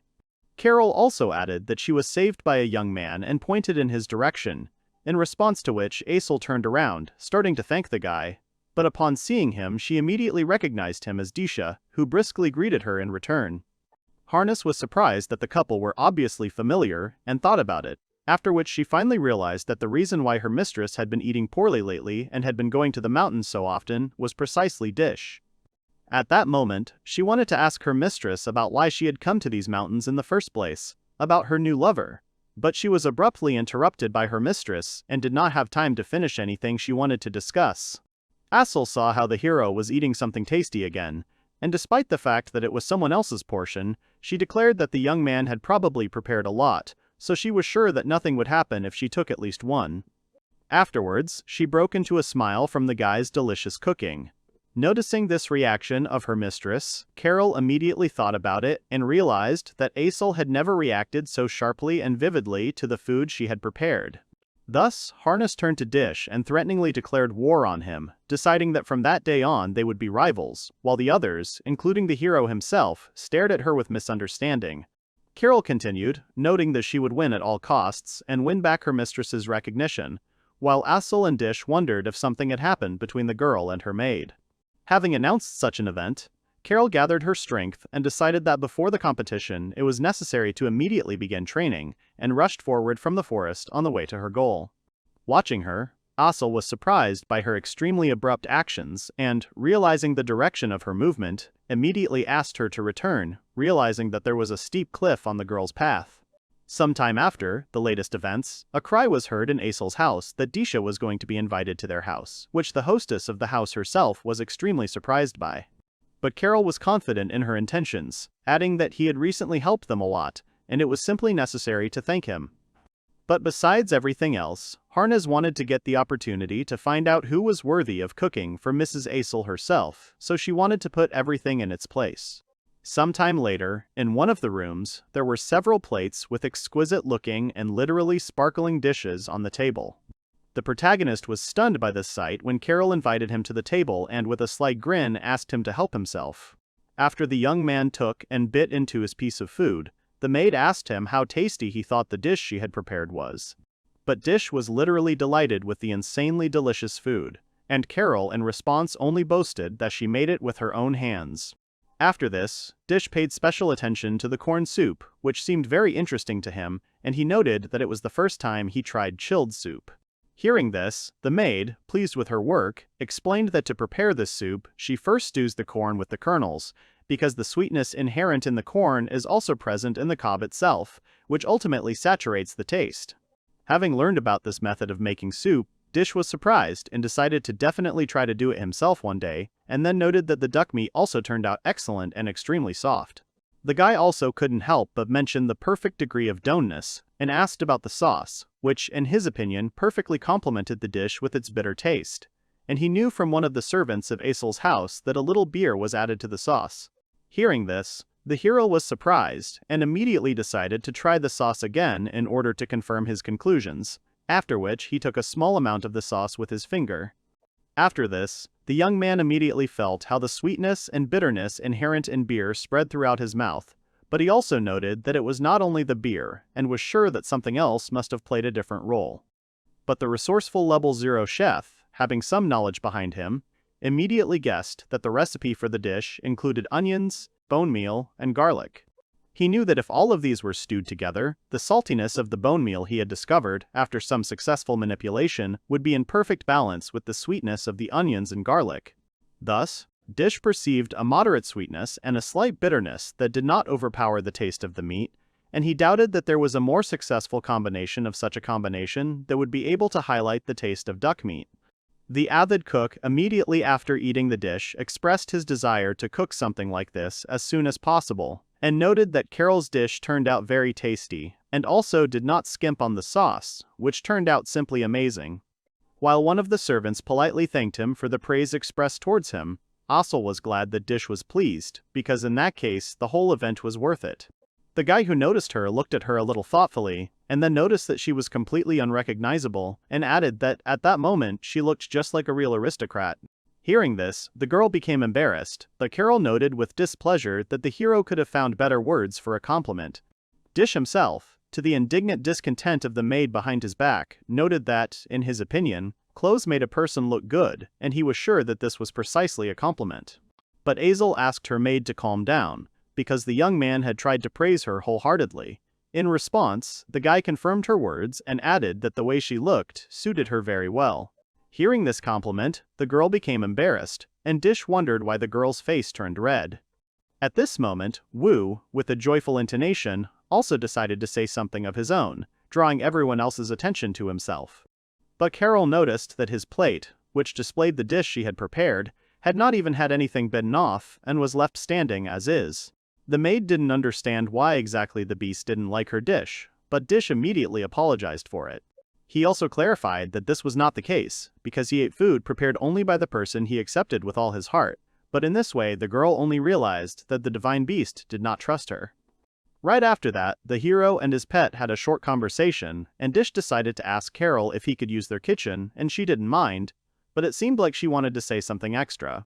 She was interrupted by Asel, who was particularly interested in his cooking plans, and the guy confirmed that the verdict was something, since he even brought some ingredients with him. After some time, the young man moved to the kitchen of the estate, and, having prepared for cooking, began to act. But before I started, I noted that they had an extremely huge kitchen, which even had 4 ovens. Dish assumed that this was normal given how much Asel ate, which surprised him little, unlike the girl herself, who denied what he had said earlier. Carol noted that multiple ovens were necessary to make it much easier to cook several dishes at once, and added that her mistress ate very little. Having accepted all this information, Dish decided to start cooking something interesting, which Asel was looking forward to. After that, the guy put the cauldron on the fire and began to cook under the crackling coals, while Carol was already waiting with interest for what he was going to cook. The dish that Dish wanted to make was bone crackers. When the girls learned about this, they were surprised, because they did not assume and had never heard that such a thing could be eaten. But the guy drew their attention to the fact that even Carol used bone dust in her cooking, and noted that bones also have their own separate taste. The servant who had previously made the sauce also added that the bones did indeed have a flavor, although it was slight, and confirmed that the bones had been used in the cooking. Thus, the small fish were fried right with the bones until each bone began to crunch, after which it could be eaten whole, which gave the food a special taste, and it was this taste that Asel could not wait for with impatience. After this, the servant offered to help the boy with preparing the oil, but he asked him not to worry, because he already had everything prepared in advance. He took a small improvised container from the bag he had prepared, untied the knot on the neck, and poured the liquid from there into the cauldron. Carol noticed that the oil he poured in was already quite liquid for some reason, despite the fact that the fire had not even been lit yet, and the oil smelled much better than its regular counterpart. Asel was delighted and even enjoyed the smell of this oil, noting its wonderful aroma. Then the maid decided to find out what nature this oil had, and learned that Dish used oil from the fire sac of dragon bats. D-rank dim monsters had a predisposition to the element of fire, and from ordinary bats, which also went out to hunt at night, they could, among other things, spew fire, which allowed them to hunt entire swarms of insects. Carol, upon hearing this, was extremely shocked that the guy was going to use monsters for cooking. She added that monsters are not eaten, even though there are exceptions such as those humans who eat monster meat as a delicacy. The second servant also noted that despite the dragon bats having an organ that stores oil, he did not think it was worth eating. Hearing all this, Dish just chuckled along with his pet, while the maid was indignant, not seeing anything funny in it. But the hero remembered his first meeting with Asel, and her reaction, which was absolutely the same as theirs, but the girl added that monsters are usually not eaten, and was sure that this was a normal reaction to this kind of thing. Asel also confirmed that she had tried a dish made from monsters, and noted that, usually, the carcass of a defeated monster begins to rot almost immediately. But the girl, with drooling in anticipation of the cooking, told what she had learned from Dish. If you manage to cook the meat before it spoils in its raw form, it will turn out very tasty. Instead of explaining himself, the hero suggested that they try it once, and noted that despite the small amount of oil, it was of high quality, but most importantly, it had a wonderful aroma that low-quality oil did not have.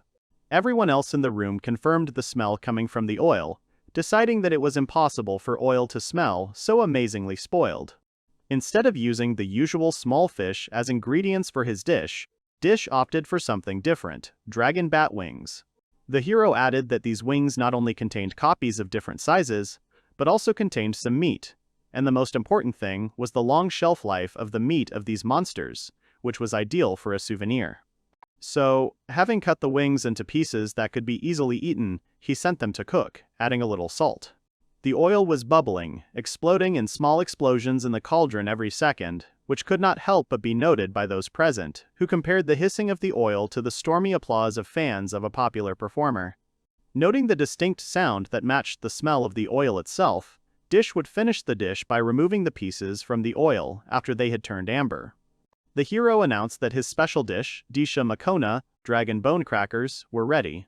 While Asel was enchanted by the wonderful aromas of the finished dish, Carol was surprised, and not wanting to tolerate it, urged not to be led by the smell and color, because these were bones, and even a monster, and she did not want to give this to her mistress. But Asel noted that her maid was wrong, because Dish had previously treated her to monster dishes, which were very tasty and, what's more, did not lead to her being poisoned. So the adventurer, without any doubt, with faith in the young man and his cooking, decided to try, after which a loud crunch was heard. This sound was noticed not only by Carol, but also by the rest of those present, which is why even the second servant decided to try the dish, while Asel and one were already gobbling them up without stopping. Everyone who tried the crackers could not stop and ate more and more, while the maid stood aside watching this. After some time of hesitation, the girl gave in and also tasted the demon bat cracker, and was extremely surprised and stunned.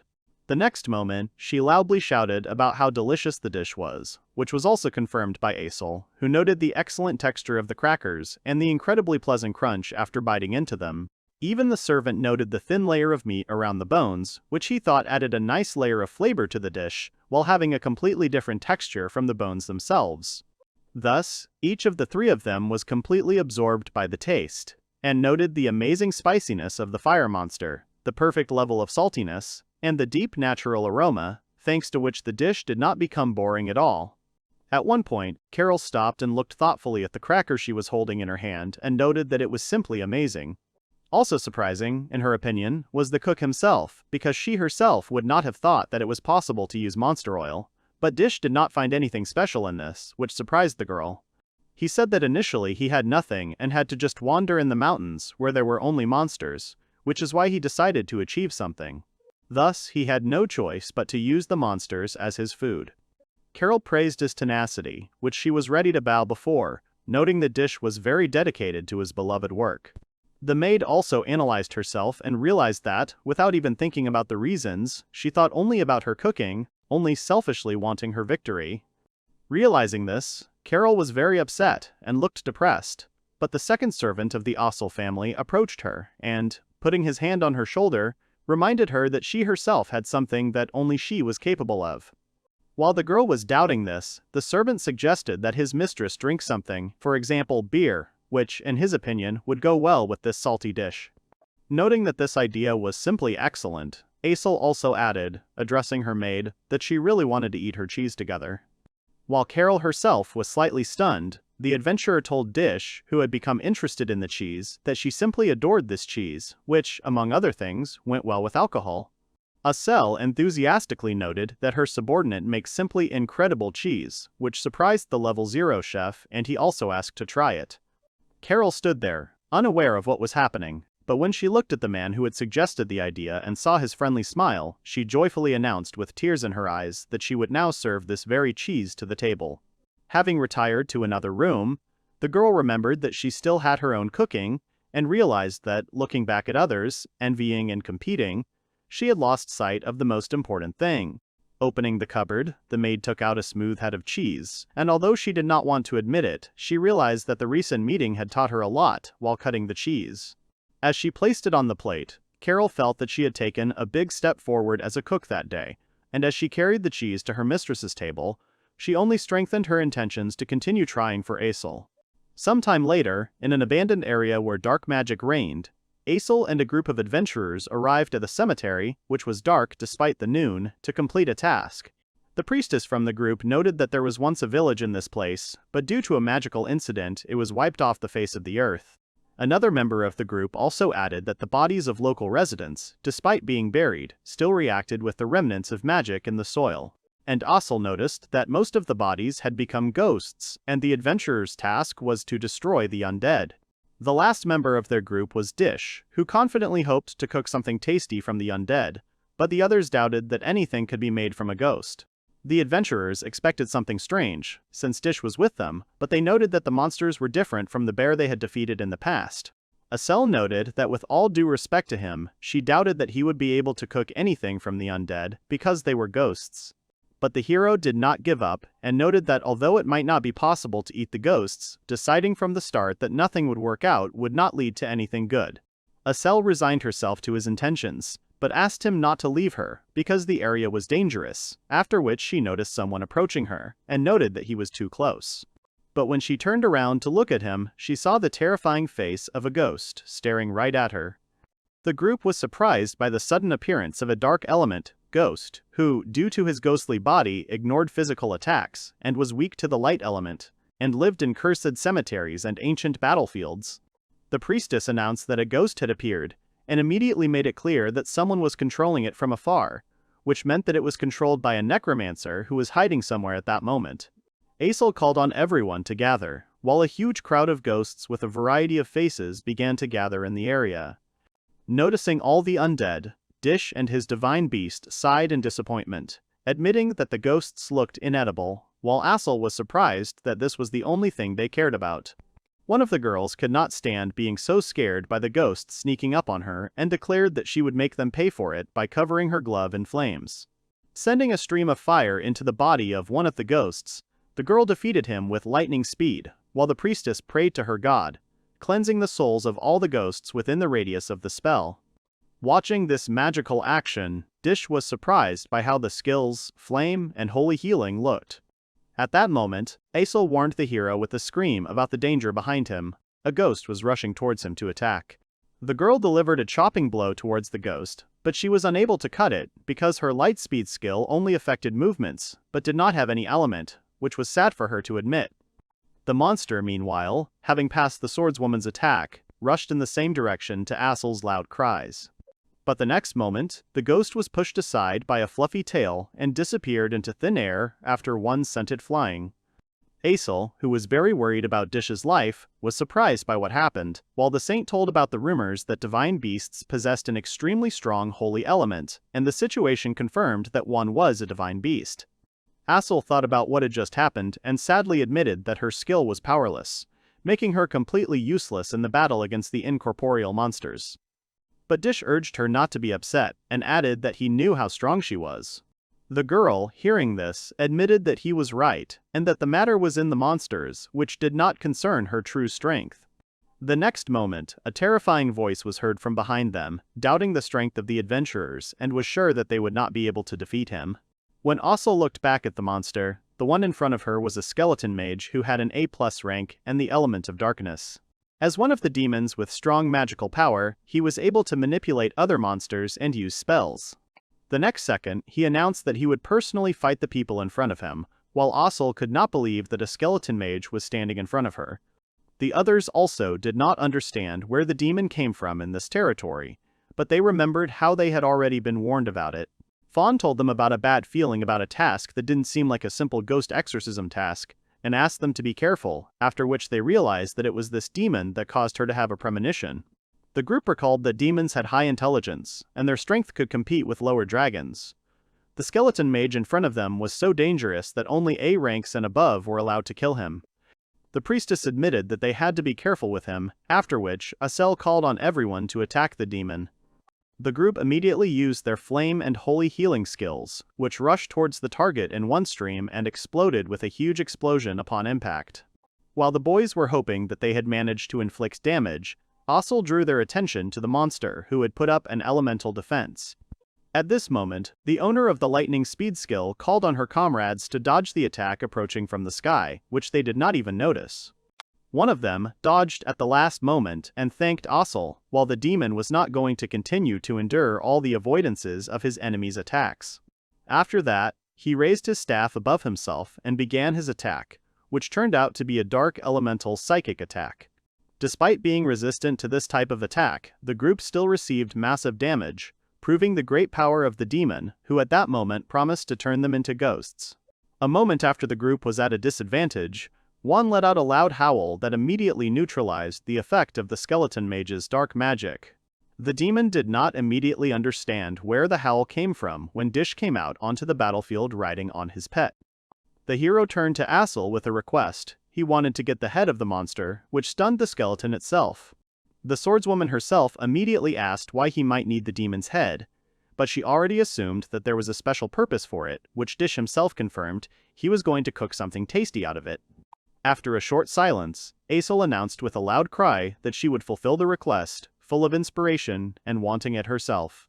The skeleton mage was horrified by the rumbling of her stomach, not understanding where the sound was coming from this time, and even the girl's comrades were surprised by this sound. After asking if Dish had any wishes, the swordswoman realized that he only wanted the skull, while the demon himself was perplexed about what the couple was up to.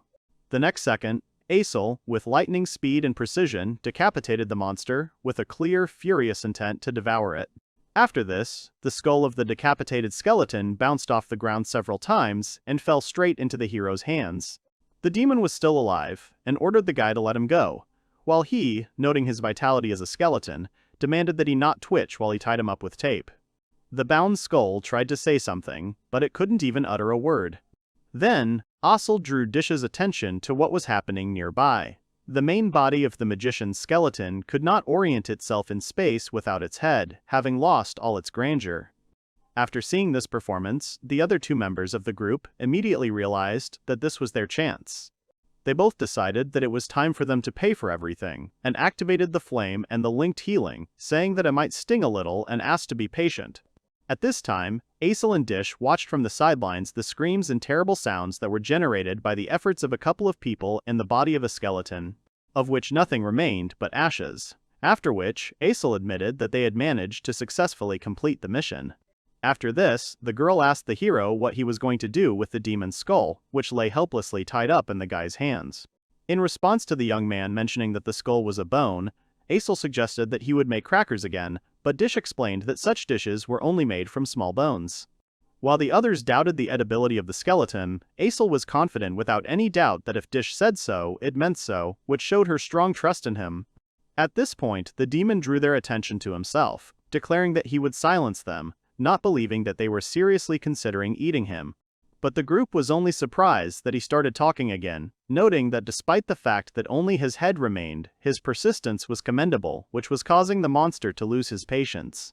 He declared that even without his body, he could still use magic, and was confident that he would be the one to absorb them.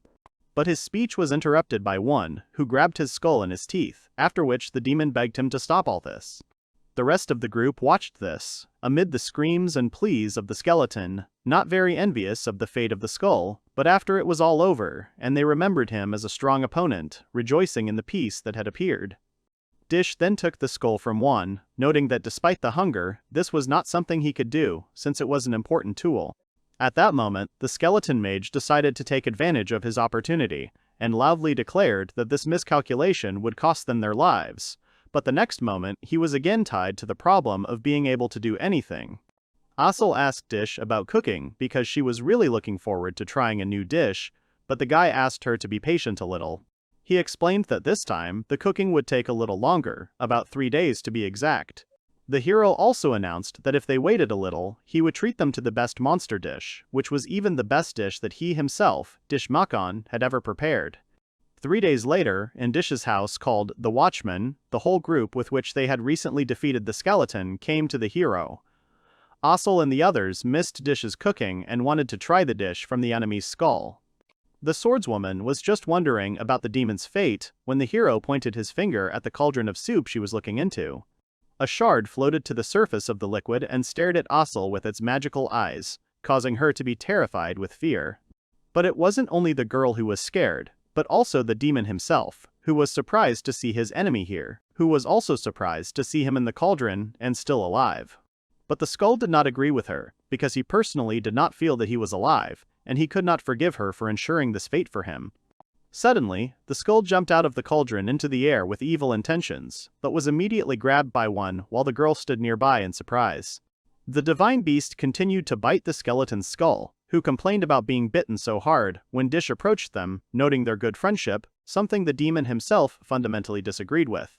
Asel asked the hero why the monster was boiled alive in the pot, but the guy explained that he was just making broth from the magical skeleton. Hearing this, the entire group was horrified while indifferently watching the broth bubbling in the cauldron. But Asel already wanted to try it, which she asked Dish about, while the others were surprised that she would actually drink it, assuming that it could make her sick. The girl herself understood all the risks, but she could not overcome her desire to try Dish's cooking, after which the guy scooped up a plate of liquid and served it to her. Asel swallowed, still unsure of what she was about to do, but then took a sip from the plate. The girl remained silent and motionless for a while, after which she was asked about her condition when she began to giggle and shake. After that, Asel, without asking a word, handed them 2 plates and told them to try the broth. The boys looked at each other before taking a sip from the plate. After this, they enthusiastically admitted that what they had just tasted was very tasty. At that moment, the skull spoke furiously about what a delicious broth it made, but then realized that it was made from him and demanded to bow down before it. But his speech was once again interrupted by the capture of one, after which the demon could only beg for forgiveness. Meanwhile, the adventurers praised the broth from the magical monster, because none of them thought it would turn out so tasty, and Asel asked how the hero managed to make it so tasty. Dish recalled that broth could be made from any bones, including chicken or pork bones. The skull was similar to such bones, which is why the taste might have seemed familiar to them, but at the same time it did not compare to what they tasted at that moment. But Asel, despite the fact that she understood that bones could be boiled for broth, could not understand how Dish managed to make it so tasty. But the young man explained that the skeleton mage was not just a demon, but a monster with a magical skeleton, which, among other things, did not improve the girl's understanding. Then Dish continued, saying that the monster would die the moment its magic ran out, and that for such entities, mana was the source of life. The guy also noticed that the demon was actually alive, which meant that despite his condition, he had mana. Dish also noted that for monsters, mana was the most important thing in life, but the skeleton mage himself was different, because unlike those who had skin, meat, and organs, he consisted only of bones. Having told all this, he asked the guys which of the monsters had more mana, the one with meat and skin, or only with bones, in the hope that they themselves would guess the answer to their question. The group immediately understood what he was getting at, Realizing that unlike normal beasts, whose mana flowed through all parts of their bodies, the demon's mana was stored and moved only in the bones. Thus, due to the abundant amount of mana in the head and skull, the broth from the skeleton mage turned out so delicious. Asel was glad to understand how such a delicacy was created, but the next second she thought about something. She was wondering how Dish himself knew that it would work. The rest of the group also added that this kind of monster was almost never encountered anywhere, and assumed that the hero had already prepared it before. But the young man replied that it was his first time preparing a demon, which made Asel indignant, because he had no guarantee of success, which, among other things, the young man himself did not worry about, because everything worked out for him. The swordswoman assumed that Dish thought so based on his experience, but he admitted that he actually had something like a premonition. Asel reminded him that even risk always had its limits, and she could not imagine an outcome in which the broth would turn out tasteless. But the hero noted that the whole charm of cooking lay in the risky decisions, which the girl herself also confirmed in her thoughts, because cooking was a science of trial and error. The next moment, Dish announced that he had not yet finished making the soup, thus exciting the group, who had completely forgotten about it. Each member of the group offered their own ideas, such as stewing the meat and vegetables, or cooking it all in a hot pot, or even making risotto. But Dish, without denying that the choice was not bad, decided to cook nothing else but ramen. The boys were surprised by his decision, remembering what ramen was like. It was an oriental noodle dish, a kind of soup made of noodles, meat, vegetables, and broth, which became popular about 500 years ago and was already on the menu of popular establishments. They decided that this solution might actually work best for their case, after which they decided to rely on the guy to cook. Announcing that 3 servings of ramen were needed, Dish happily and confidently began cooking. Before starting cooking, Dish tied his hair with a headband and began preparing the dish by preparing the sauce, with salt, which he decided to choose this time. The guy expected the sauce to complement the broth, but Asel added that the taste of salt would be an accent in their dish.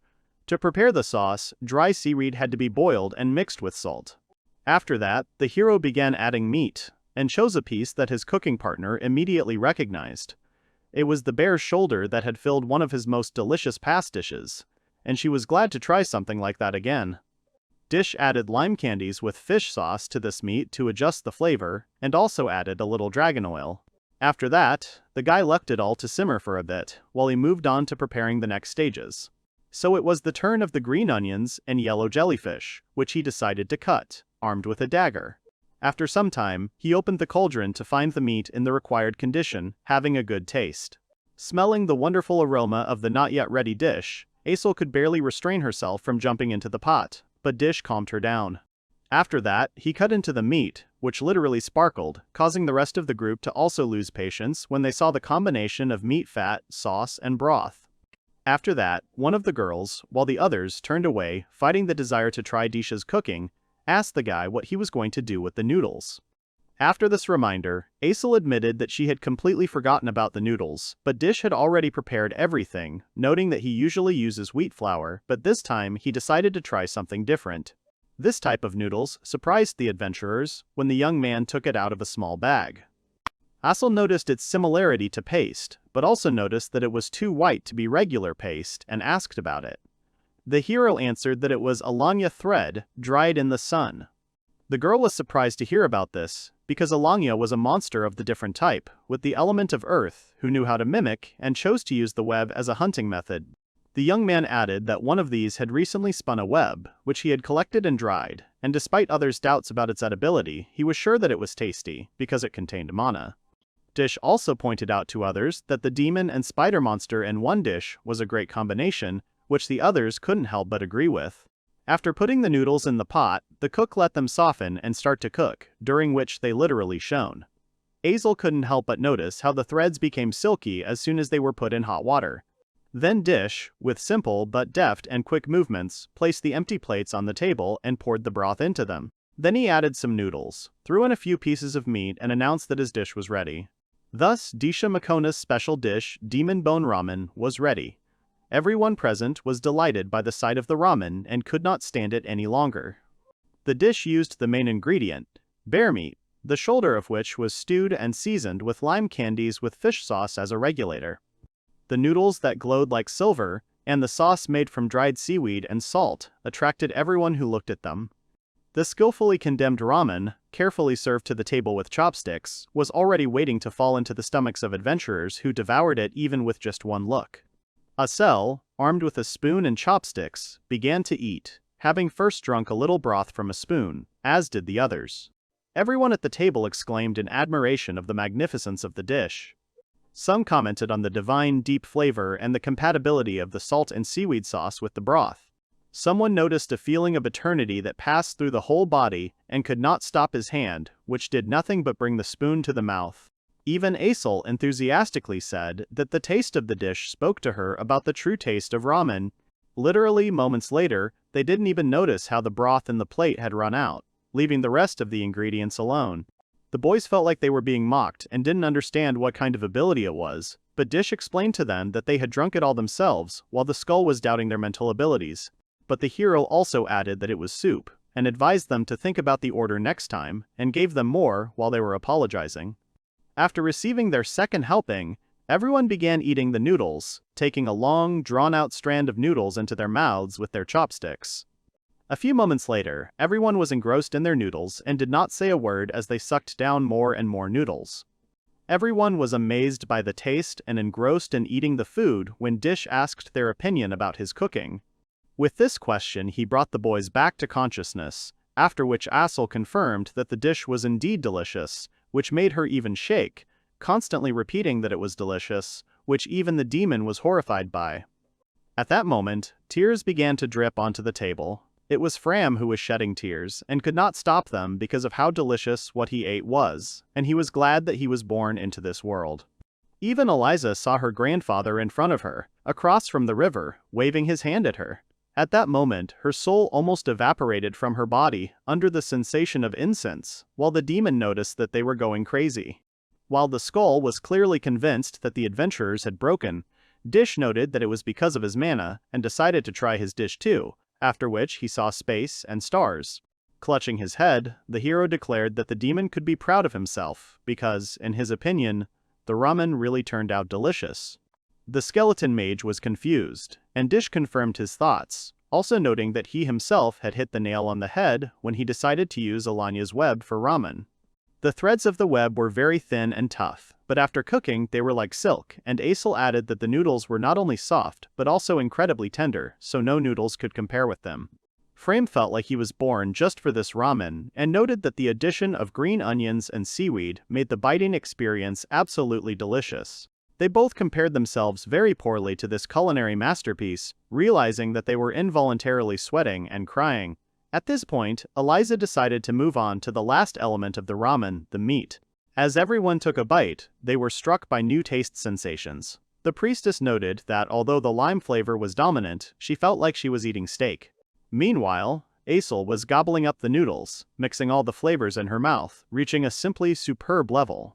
And they finished this dish, drinking the last remnants of the broth through the neck of the plate, and thanked Dish and the food, because no other words came to their minds. In fact, Fromm even noted that the initial sensations were beyond words, but by the end of the dish he had completely exhausted his entire vocabulary. Even Eliza was surprised at how Dish managed to make his special dish at all, adding that he managed to bring out all the right flavors from each ingredient and tie them together, which was truly genius. At that moment, the proud skull of the skeleton mage was pleased with how he had knocked these adventurers down with his stunningness, but Asel reminded him that they had only made broth out of him, albeit a good one. The girl also realized again that Dish, a level 0 chef, had no rivals while Juan was messing around with the demon and something happened. At this time, in the capital of the Kingdom of Carbania, in the city's castle, in one of the dining halls, a girl complained about the monotony of the food, which she was already quite tired of. She hoped that there was at least someone in this world who could satisfy her with their cooking, while the hero was currently trying to attach the jaw back to the skull.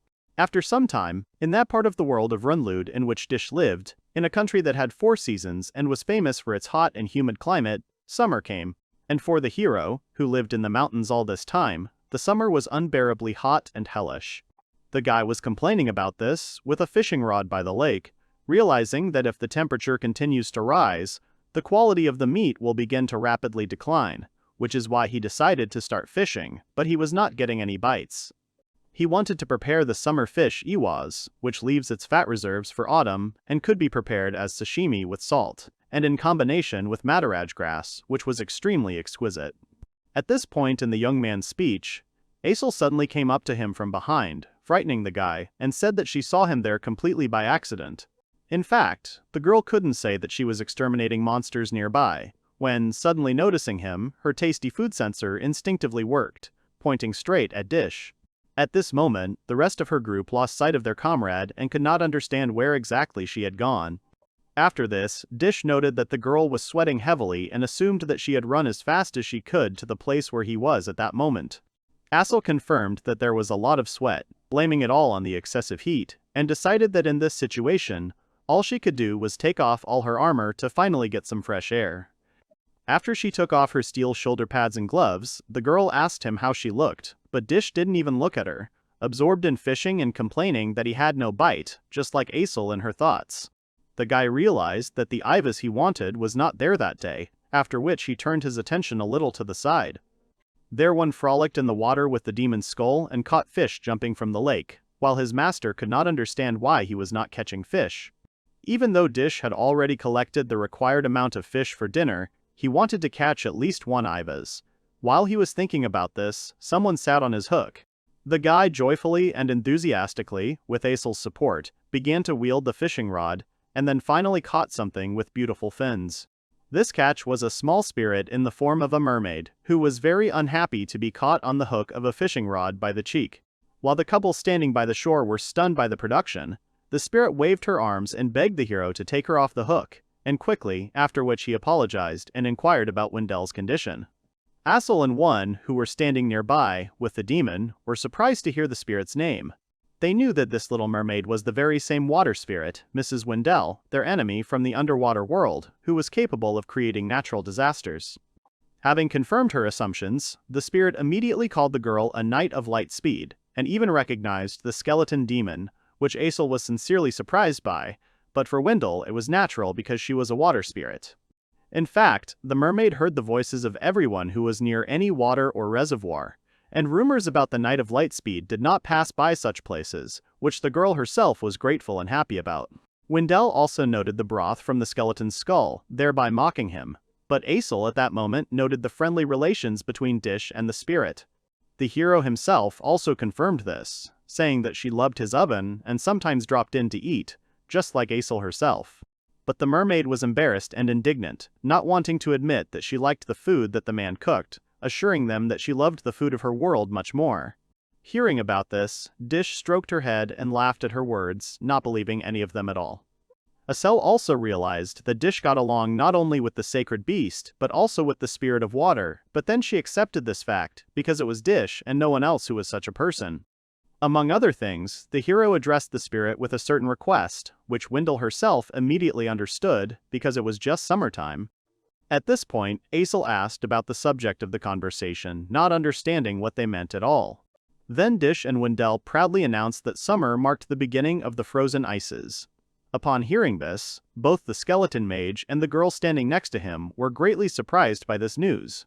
Asel said that they had gone deeper into the forest. Wendell turned to Dish and asked how long he would be there. Dish replied that he needed a little more time. A little later, the young man smiled and said that this area would be perfect. Asel asked him what he was going to do, since she had actually come here to hunt. At this time, Asel's group was being broken up by monsters. Asel said that everything would be fine with her group, because they would cope on their own. Dish looked at the girl questioningly. Then the young man said that they had come and that they would look for a hole here. Asel asked what hole he was talking about. Dish answered that it was where Frostbale hibernated. Frostbale is a huge and strong monster that is a dangerous monster due to its ability to run quickly on snow and ice. In the summer, it hibernates and rarely leaves its burrow. Asel was surprised and said that she remembered that it was not easy to defeat him, but do monsters have hibernation? Dish answered that it was most likely summer hibernation. They dig a hole in the ground and sleep there. Asel said that this was the first time she had heard of this, but when she had encountered these monsters, it was in winter. She asked about how Frostbale and frozen ice were related to each other. Dish smiled and told the girl that if she met him, she would go herself. Suddenly, he discovered something. they saw a small hole. Asel thought that this was Frostbale's norm. Wendell hurried the boys because she was very hungry. Dish asked her to wait a little, then he took a twig and began to rummage around in her norms. Suddenly, Asel felt some noise and rumble. Dish shouted to her that she needed to run. Asel was surprised and asked him to stop. A beam of some kind came out of the hole, and then snow started falling. Dish said that everything went well. He apologized to his comrades because he wanted to scare them. Then the young man turned around and asked Asel what had happened. The girl was shaking all over, so he thought something had happened. The young man took her hand and Asel became embarrassed. She screamed that everything was fine, but Dish's hand was so small but so rough, like a real man's. Dish didn't understand what Asel was talking about. Asel pointed to her hand, so Dish apologized and said that he had instinctively grabbed her hand. After a while, the boy was collecting snow. He crumpled up a snowball and gave it to Wendell. The girl took a bite and said it was very cold. Suddenly, it dawned on Asel that they were using this ice for frozen ice. Wendell said that if there was ice, the large pieces would be inconvenient to eat, so they would chop them up. Dish started cooking. Asel saw lime candies. Dish agreed and added goat milk to the bowl. Asel was delighted by the delicious aroma. Finally, Disha Makona's special dessert called Frostbale's frozen ice with goat's milk was ready. The girls were delighted with the new dish and started gobbling it up. Asel said that the little snow crumbs melt as soon as they get into your mouth. Wendell added that it immediately feels so good and it's a wonderful feeling. Adding goat milk was a great idea. Asel added that it tastes sweeter, and the lime candies add a little bit. Wendell added that her teeth bite into this texture with great pleasure and it is very easy to chew. The boys enjoyed it and then realized that the aftertaste was kind of harsh. Dish laughed and said that Wendell and Asel couldn't stand it either, but they were great tasters. The boys asked for more. Sometime later, Dish was lying on his bed. He said that summer is of course ice, so he couldn't catch Ivan, but one caught him, so everything is fine. He remembered Asel and her red face. Dish asked if she was okay. Then he got up from the bed and approached Wendell, who was lying in the water. Will took the spirit of water and moved it to another place. The skeleton saw mineral water. Dish agreed and said that it was pure mineral water, and that was how they prepared it. The skeleton replied that it was a little different from his method of getting water. Dish replied that they would finally be able to eat white rice again. A little later, when Asel returned, she was punished for abandoning her teammates on a hunt. As punishment, she had to make frozen ice for herself. At that time there was some noise in the forest.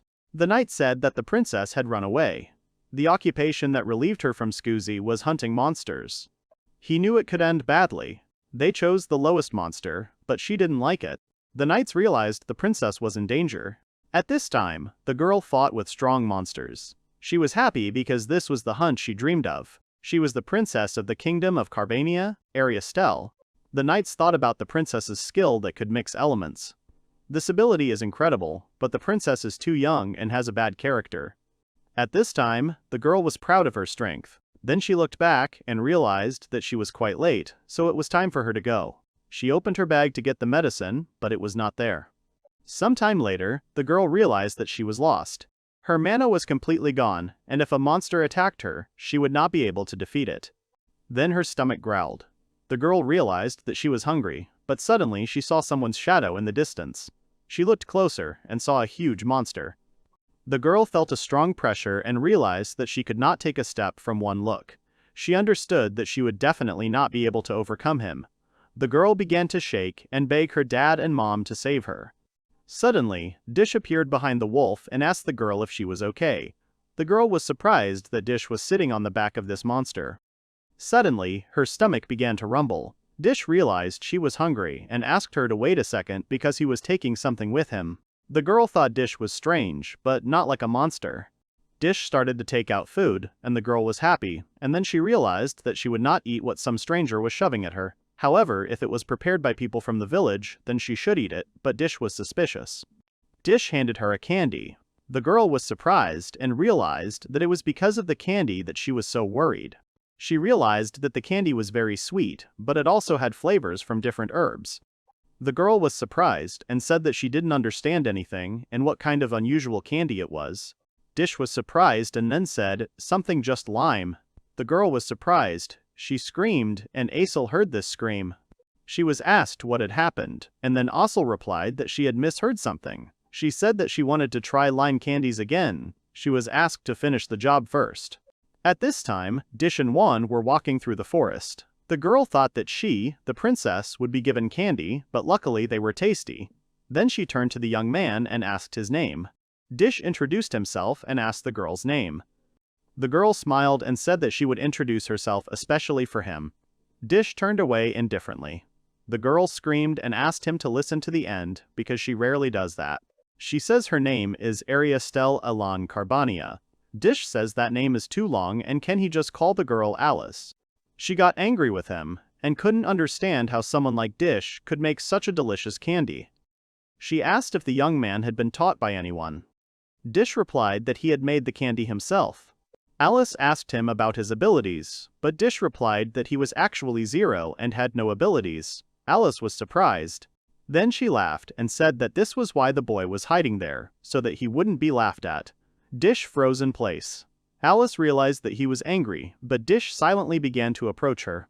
Alice began to apologize to the boy. Dish asked her why she was apologizing and then asked her to move away, because she was blocking the space. Alice did not understand what the young man was doing. Dish replied that he was preparing the camp. Alice was surprised that he wasn't angry. Dish replied that he was used to being laughed at. Then Alice realized what camp the young man was talking about and got angry. Dish replied that the girl followed him herself, and no one forced her. Alice screamed that she wanted to sleep on the bed. Dish replied that his house was quite far from here, and it was already night, and the monsters would soon wake up. Suddenly, Alice's stomach growled again. Alice asked the boy if he would like some more food, but Dish replied that she had eaten all the candy. Alice looked at Dish and thought that this was adventure. She knew about dangers, but she didn't think that adventures were strange. Alice was sad and thought that she was worthless. She then turned to Dish and asked about Wyon. She wondered why Dish, who had no powers, was living with such a powerful monster. She was interrupted by Dish, who looked at Wyon and said that he had brought something. Wyon had brought ice. Some time later, Dish was making beer potatoes. Dish said that there was no alcohol in the potatoes, so Alice could eat them. Alice asked why the potatoes were frozen. Dish said that the snow mice had them. The snow mouse is a small monster. They are most numerous in early spring. They freeze food and feed on it in winter, since hunting is impossible at this time. They are not particularly dangerous monsters, but if you touch them, you can get frostbite. Alice sighed, and Dish asked her what had happened. Alice said that potatoes were not really good for eating. Dish got angry. He said that in that case he would cook it so that the girl could enjoy it. Alice thought that she still didn't trust Dish. She was surprised by the lime candy, but she knows the taste of perfectly cooked potatoes, but she is interested in Dish's methods. She saw Dish put coals in the cauldron and potatoes on top. She thought that this could not even be called cooking. Suddenly, Alice felt something. She was surprised by the interesting smell. Alice couldn't believe her eyes. She saw that the potatoes were simply frying on the stones. She was delighted that the longer she waited, the more she wanted to eat it. Dish looked at the potatoes happily and smelled the aroma. Then he told Alice that the potatoes were ready. He showed Dish Makon's specialty called stone-fried beer potatoes. Alice took the hot potato in her hands, but Dish gave her a leaf. Alice thought it was hot, but the sensation of roasting on the stones was indescribable. Then Alice felt a strong smell of potatoes. She saw a beautiful golden color and a soft and tender texture. Alice tried the dish and was amazed by its taste. She said it was some kind of potato cream. She asked Dish how he could do it so well, since he just fried it on the rocks. Dish replied that it was all a matter of temperature and time. Alice asked him what he meant. She thought of Dish keeping the potatoes on the fire for quite a long time and slowly raising the temperature. Dish said that potatoes become sweeter when they are cooked at a higher temperature. He experimented a lot and came up with the idea of roasting potatoes on stones. Alice said that Dish was lying, that he was a 0. She realized that he was hiding something from her, and how could he create something so delicious without abilities? Dish replied that it was true, otherwise he would not have to live among the mountains and forests.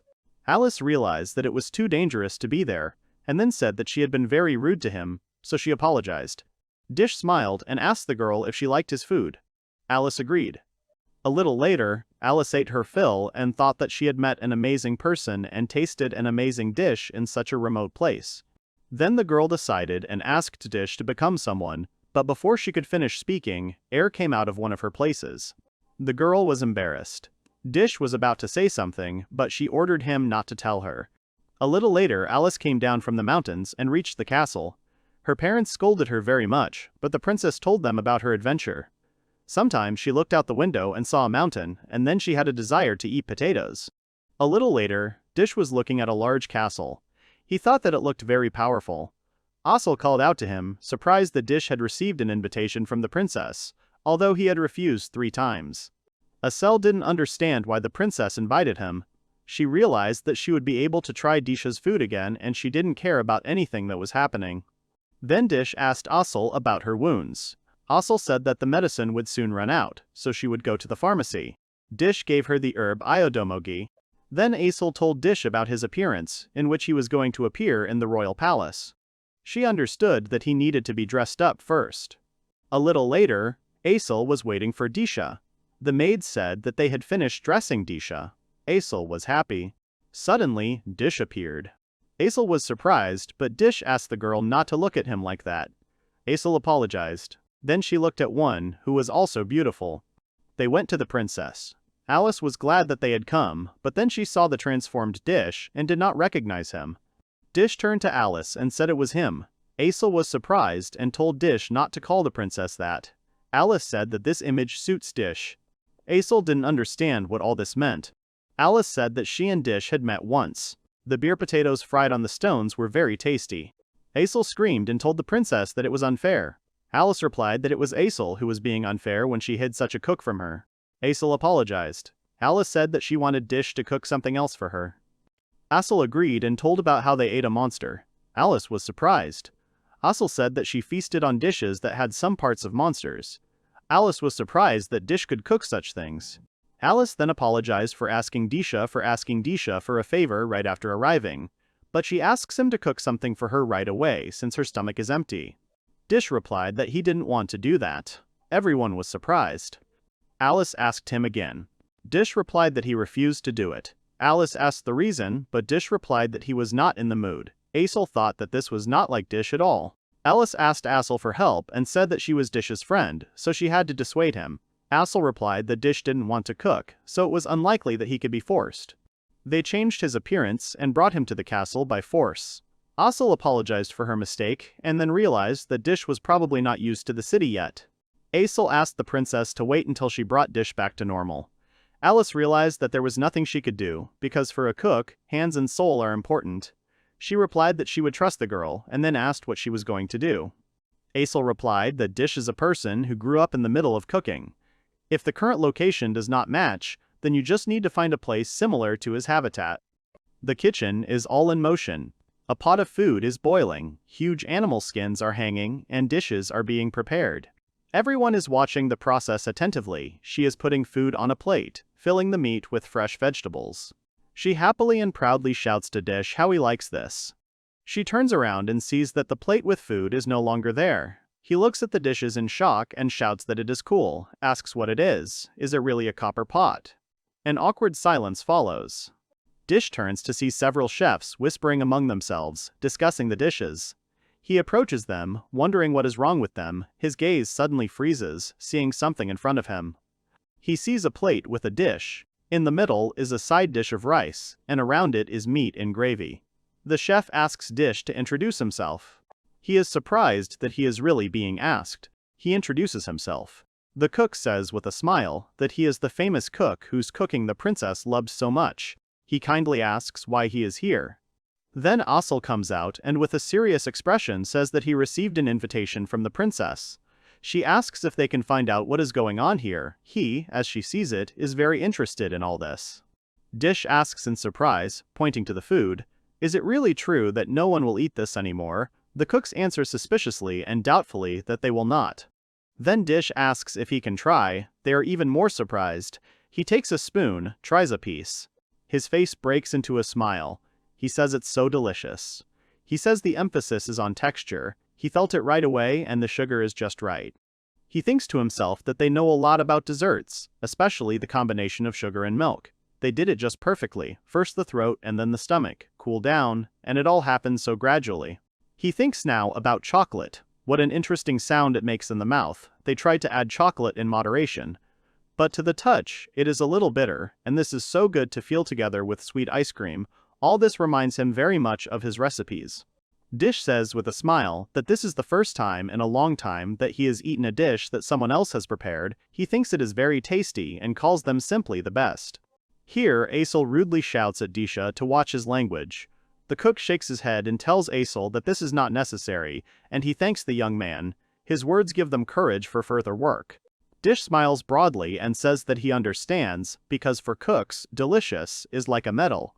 Asel looks at him with a smile and thinks that his mood has improved. The cook says that lately the princess does not like his cooking. Dish doesn't understand and says that it's so delicious. What didn't she like about it? The cook voices what she said when they were taking the food away. She said that the taste is not bad, but it looks really bad to her. Dish ponders the appearance of food and says that it is true that food should also be attractive in appearance. He ponders that the princess was not just being capricious, but gave them a hint as to what was wrong. Then he hears a noise and turns around. Their one is yelling at the other, "What is he doing?" and he awkwardly apologizes. They shout at him that he is bleeding, so he should leave her immediately. In Dish's thoughts, everything is mixed up, the color, the medicines, and the appearance. He scratches his head and tries to think of something. He asks his uncle how he likes it. At this time, the princess is walking from side to side in the room. Something is bothering her. She thinks, somewhat compulsively, that if she ordered him to cook, he would do it right away, but even now Dish brings nothing. She wonders aloud if he hates her. She says that maybe it's all because of that incident. She's been making too many mistakes lately. She talks about the ice cream she had recently. She threw it away. And when she was asked the reason, she said that something was missing in her appearance. She blurted out what came to mind first. She understands that she did so badly. But now she has to think about how to apologize to Dish. Just then he comes in and asks Alice if she is here. The princess screams in fright from surprise. She turns around and sees Disha and the cook. She gets tensed and thinks that this is the one who made her ice cream. This is her cook. He is one of the best in the whole kingdom, and she trusts him. But she doesn't understand at all why he is with Dish now. They are probably both angry with her now. She knows that she is to blame, so she decides that she needs to apologize. Here the cook turns to the princess and says that, as she asked, they try to add something in the appearance. He opens the dish, lifting the lid. As soon as air gets in, a huge smoke appears. Alice is shocked and asks what it is. Seeing the princess's reaction, Dish smirks, thinking about his success. The princess looks at the ice cream and thinks what a beautiful green color. The cook calmly tells the princess that she is surprised. Alice watches silently and thinks that she has never seen such green ice cream. The cook says that they corrected the previous ice cream according to her advice. The princess does not understand and asks what advice they are talking about. She remembers that she said that it tasted good, but it looks really bad. She lets out a silent scream in shock. She thinks hard that she can't say, now that it was on purpose. She's too embarrassed. The cook asks her with a smile if she could try it. She takes the spoon with trembling hands and thinks that it really is what she asked for, but nevertheless, something is wrong. She tries the ice cream. She suddenly screams because it is too cold for her. She feels this excitement in her chest.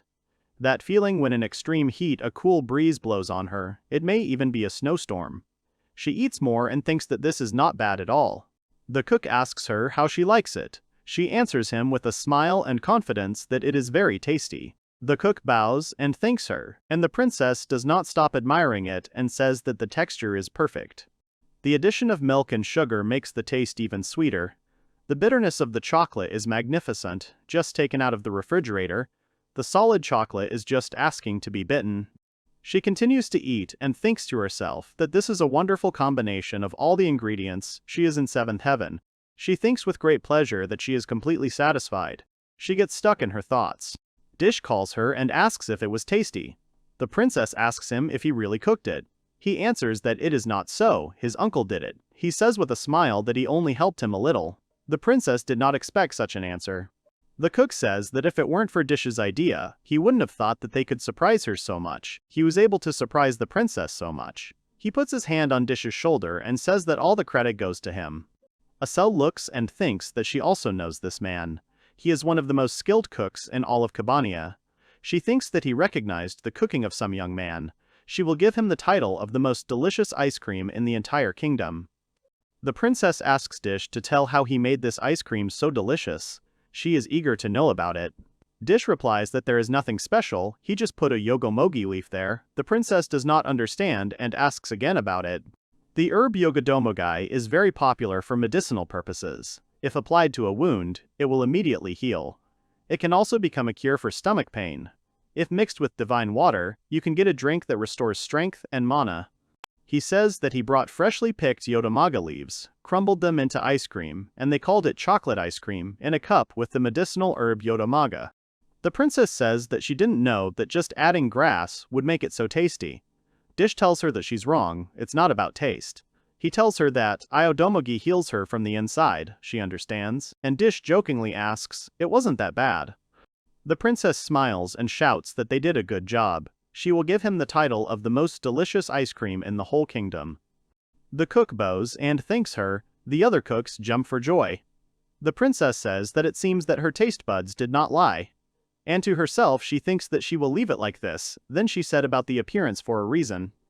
And now she invites Dish to return to that conversation. She talks about the reason why she called him. She asks if he could make another ice cream. She says that there is a person who must definitely try it.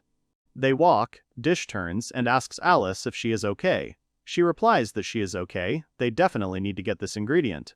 They come to the girl, she greets Alice, Dish looks at her for a long time, and then asks who she is. She frighteningly tells him how impolite it is. Alice shouts that it is the Queen of Calbania, Emma Rossin. The Queen smiles and says that it is not worth it. She brings the ice cream and asks her mother to try it. She says that it is simply the best ice cream in the history of the kingdom. Emma looks and asks if that is really true. She brings a spoonful of ice cream to herself and tries it. She says with her eyes closed that it is a wonderful combination of sweet ice cream and dark chocolate. She has not experienced such pleasure from ice cream for a long time. She asks what they added to it. The princess says it is a leaf of yodomogi. Emma says kindly that this is the one who saved Alice during that incident. She offers him her sincere gratitude. Dish begins to blush, and Alice says that there is still a lot of ice cream. Emma apologizes to Alice and says that she has no appetite today. The three of them leave together with Asel.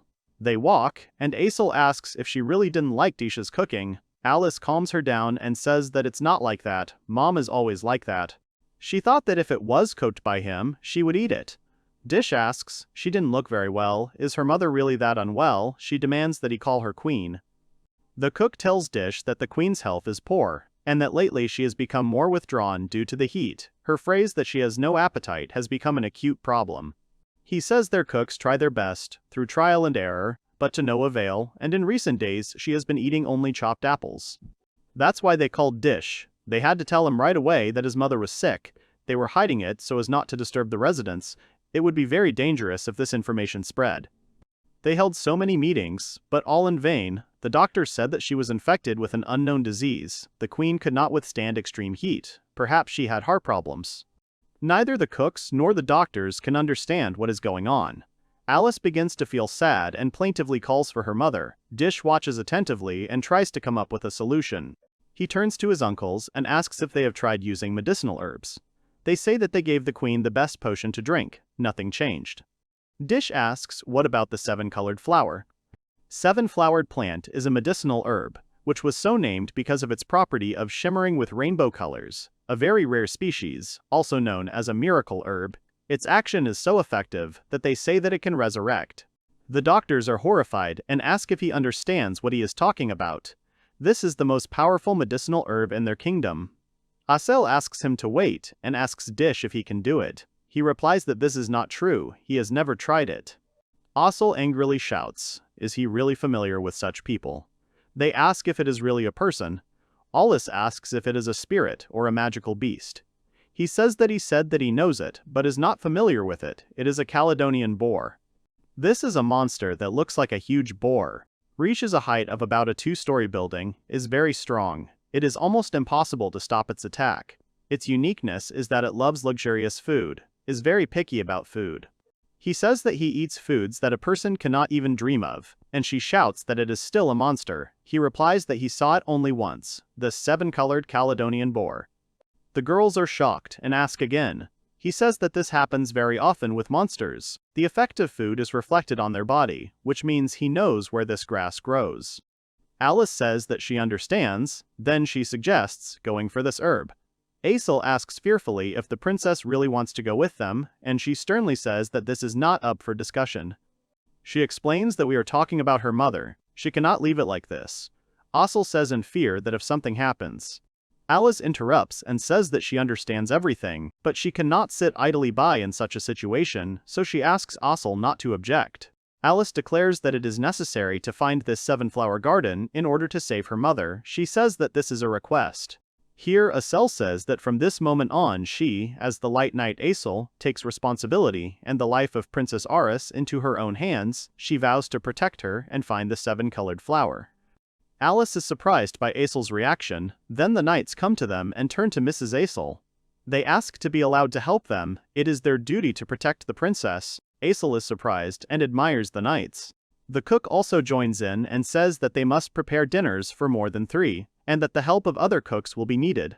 Alice is silent and then wipes away her tears, saying that she has always been so capricious. Dish tells Alice with a smile that he is happy for her, and you tell him that it is all thanks to him. She thanks him. She thanks him. She thinks about her mother and mentally promises that she will definitely save her. Alice says on the way that they have finally arrived. Asel says with doubt that this is so, but she has come to this place several times to destroy monsters, but has never seen the 7-colored flower. Asks Asel if she doesn't know what a 7-colored flower is. Then they hear a noise and twitch. Asel frightenedly guesses what it is. They look at the boars from the bushes. Asel asks Dish if this is the 7-colored Caledonian boar. Dish says that if you look from this distance, he does not see the same one yet. Alice thoughtfully says that it means it is not that simple. Dish says that he is absolutely sure that it can be found, and he has come up with a rather interesting way. Asel asks what he has come up with. Dish says that it needs to rain. Asel does not understand and asks again why. Dish explains that the 7-colored flower shows itself when it rains, and that's what they need to arrange. They ask him if everything will definitely work out, and he replies that they won't know until they try. Here Alice agrees and says that she will do it. Asel asks her if she is sure this spell is needed. She does not finish the sentence, because Alice states that she is sure this is all for saving her mother, so she asks to allow her to do it. She uses weather-changing magic and causes a torrential rain by casting a spell. Then the clouds gather above them, everyone is surprised, and then it starts to rain.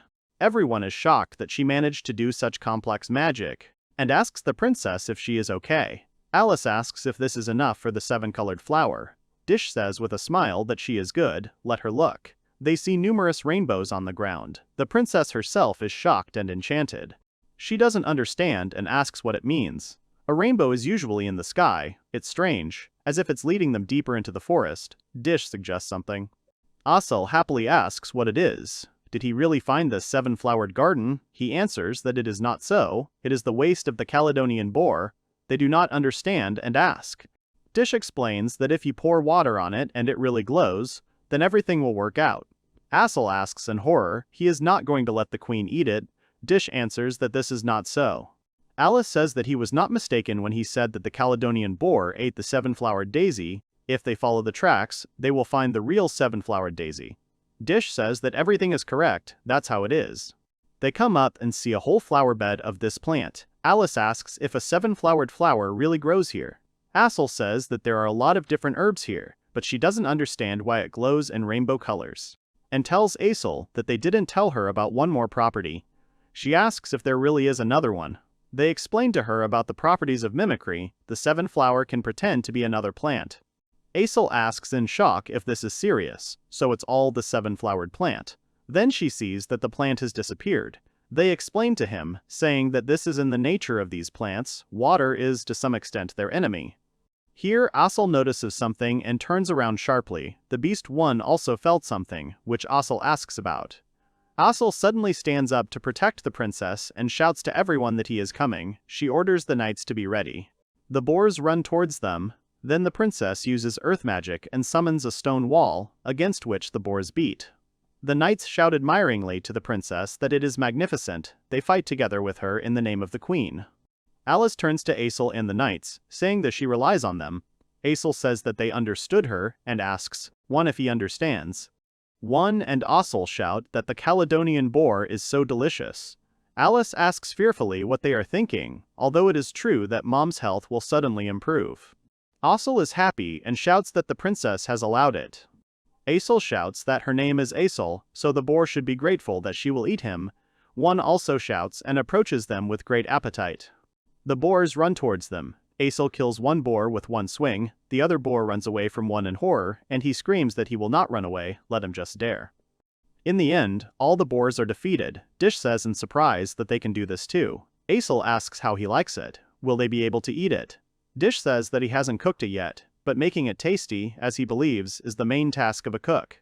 Dish examines the boar and then tells Alice that he needs people, preferably those with experience butchering animals. Alice replies that she understands him. Dish tells the knight that he has never messed with it either, so it will be risky. The places in the back, as he thinks, are the same as the herbivores, so they will start cutting it up like a regular boar. The knight replies that everything is accepted. The knights start to cut it up, and then one wonders why they obey him. The other replies that, if you think about it, the princess brought him, and he was really cool when he found the 7-colored flower. He also has a pet monster and recognition from Mrs. Asel herself. He has reached such heights with his skills, one cannot be surprised why he commands them. They think that this Dish is a terrible person. Dish works, and then says with a smile that they hit the nail on the head. They don't understand and ask what that means. Dish explains that almost all monsters have very little edible meat. Not that it is edible, it is not tasty, but almost all of their meat is edible.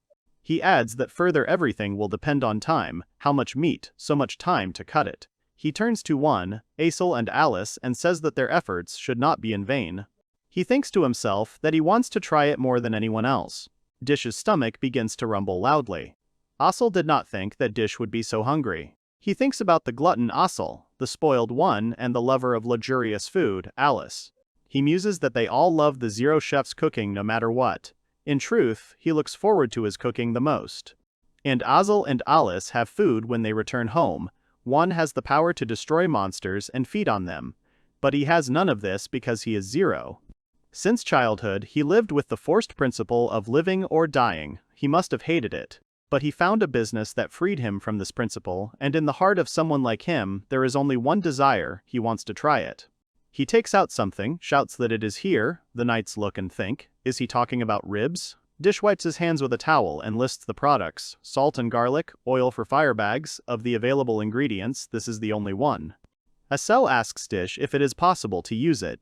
It was given to her by a cook from the royal kitchen. He sees a square in a paper wrapper and joyfully shouts that it shines like gold. He takes the product and adds it to the dish. He cooks several pots at once. The knights ask the princess if this will do. She answers that it will do. She says that Dish said to boil the water, but how long should it be kept? Dish explains that they do this to remove the smell of the monster. Let him admit that it would be unpleasant to eat a monster that smelled like raw meat. He says that he showed the removal of the crack to the knights. He asks if he can rely on them. They answer that he can. And he starts cutting the meat, stringing it on a rope, and hanging it. Asel is interested. He answers that it is smoked meat.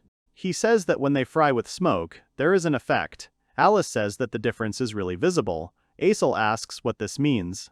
She explains that all monsters and people who possess magic have such pores through which the magic itself comes out. High-ranking monsters have more of these pores, and the smoke closes them, preventing the magic from escaping. Asel happily tells the princess that she is so cool. She proudly accepts this compliment. Dish begins to sprinkle spices on the meat. The knight nearby says that it is salt and pepper. He turns around and asks where his lime candies are, and then asks another question. Is there any alcohol there by any chance? The knight replies that there is one that is like an antidote. He holds out the bottle. The other takes the bottle and thanks him. He pours the contents onto the meat and begins to massage it vigorously. Asel asks what he is cooking. He replies that he thought that smoked meat also needs seasoning. He says that all that remains is to wait, and he will put the meat of the monster that the knights gutted into the pot. He adds the same salt and pepper to the meat as well as grated greens. He mixes it all up and adds a little milk beef. He starts to cook it. Everyone looks and admires the smell, saying that it is so wonderful. Asel says that her sense of smell is already at its limit. Alice adds that she can't stand it anymore. Dish asks them to wait a little. He puts the cooked meat on a plate and says that this is Dish's special dish, fried Caledonian boar meat. The knights scream with delight. How great it is, and so much of it. They admire the presence of such a dish in the wilderness. Asel turns to the princess. She understands and says that this is all their fault, because it is their merit. With their help they found the 7 flowers, which means that her mother will recover. She says that they are all great, and now she asks them to eat as much as they can, and she also suggests saying thank you to their best cook. Everyone thanks him. The knights look at the food and think about gratitude. If you think about it, it's a monster, how can they be grateful for it? Of course, it looks like delicious meat. Here they hear a very loud cry of admiration and do not understand whether this is an attack or a monster. Asel tries it and screams how delicious it is. One joins her and also screams with admiration. The knights look at Asel and do not understand why the holy knight behaves this way. They see how the princess floats from the taste of food and are surprised by this. The knights first look and stand for a long time, and then offer to try. They bring the meat to their mouths, the captain begins to enjoy the food, and the knights did not expect this.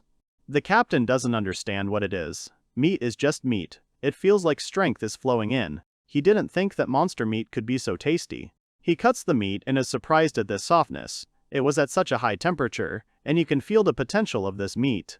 Another one also brings the meat to his mouth and shouts loudly what he just ate. It's too tasty for him, they doubt it, but it's definitely monster meat, they can't believe it.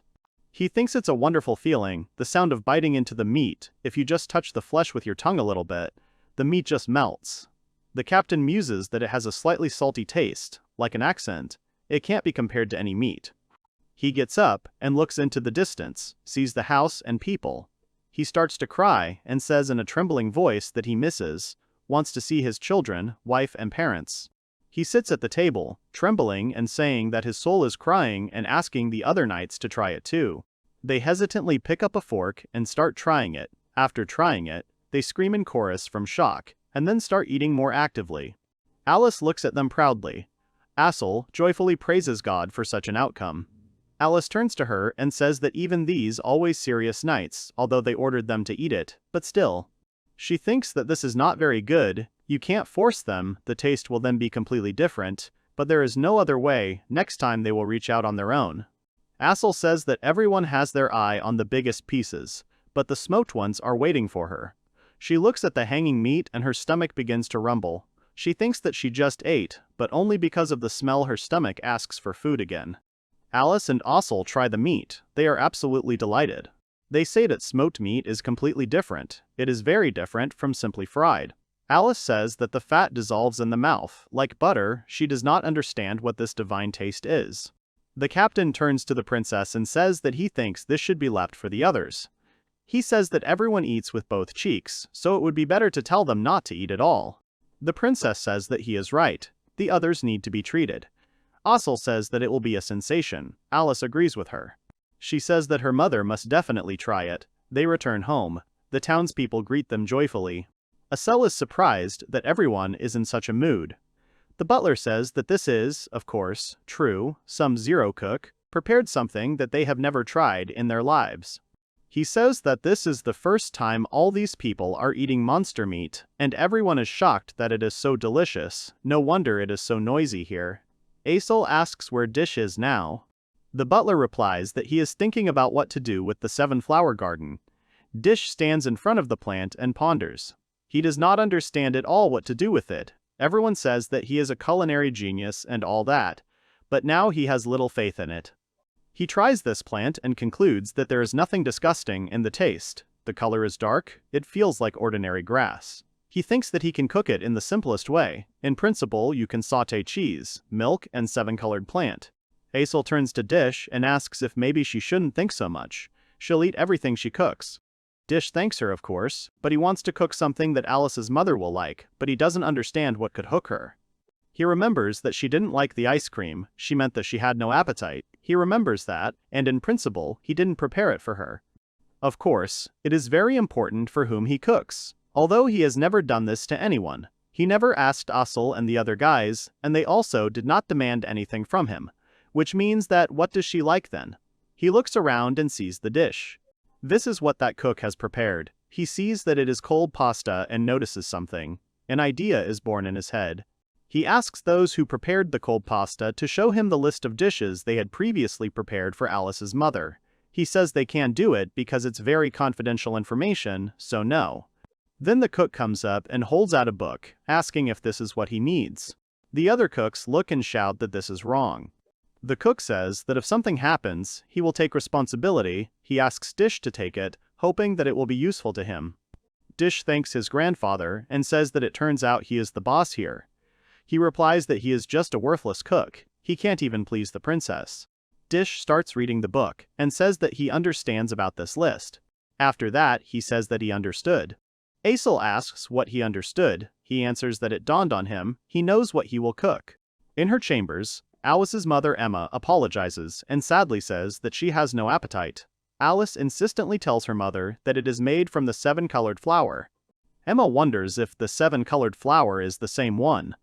Alice joyfully shouts that it is, they got it especially for her. Emma thanks Alice and says that now is not the time. Then Dish comes up and tells the queen that everything is fine. He shows the tray and says that it contains what she wants. Emma wonders if it really contains what she wants, but she has no appetite. Dish opens the lid and shows the dish. The smell immediately spreads throughout the room. Emma looks at them in surprise. Her stomach rumbles. Everyone looks at her in shock. Alice asks her mother what just happened. And Emma blushes and covers her mouth. She doesn't know what to say and says what a shame it is.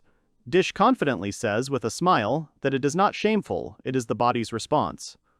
Emma looks away, her cheeks getting even redder. Dish tells her that this is what she always wanted. She says that it is his special dish, porridge made from 7 flowers. Emma asks in surprise, is it really just porridge made from 7 flowers? The doctors doubt it and say that porridge in such heat, they don't see any logic in it. Emma reaches for the spoon. Everyone is shocked and shouts that the queen reached for the spoon without even seeing the dish itself. They ask Dish what he did with it. Asel orders the doctors to remain silent while Dish puts soup in a bowl. Emma looks at the porridge with great interest. She makes up her mind and says that she will try it. She scoops up some porridge with a spoon and brings it to her mouth. She eats and thinks that it is hotter than she thought, but not to the point that it is impossible to eat. For her, it is the ideal temperature. She continues to eat. She wonders if this sweet taste is just sugar, sweeter than ice cream. The porridge just melts in her mouth. Then she thinks about the 7-colored grass, which is very different from other herbs, and it has such an interesting sound. She still eats and thinks that the most important thing is that it is hot, like magma. The combination of sugar, salt, and 7-colored flour is simply divine. She does not understand how he cooked it like that. The doctors are horrified that she continues to eat. What is happening right now? Is this really their queen, who constantly said that she had no appetite? She is completely different.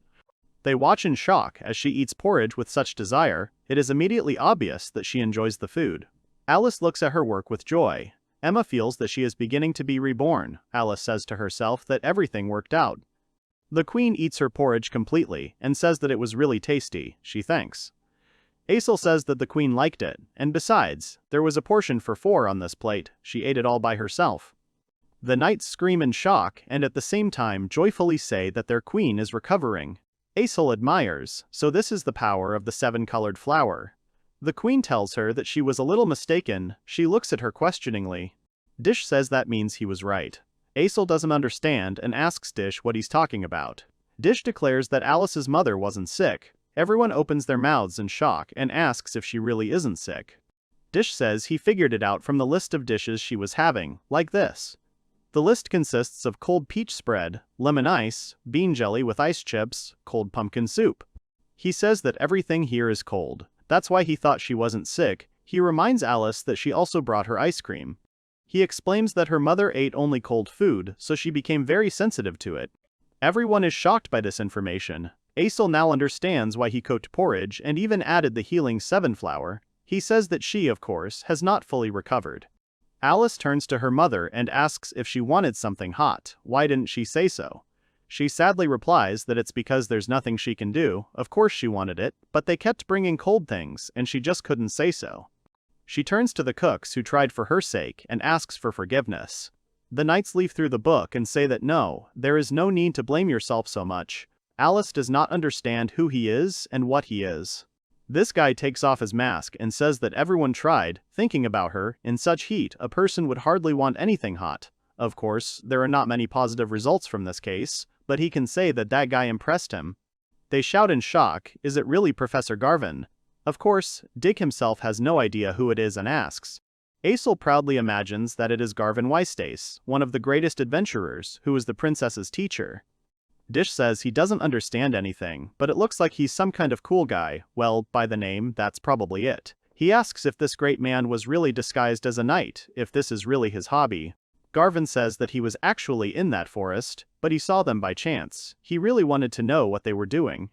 He says it's nice to meet him. He introduces himself and asks her to just call him Harry.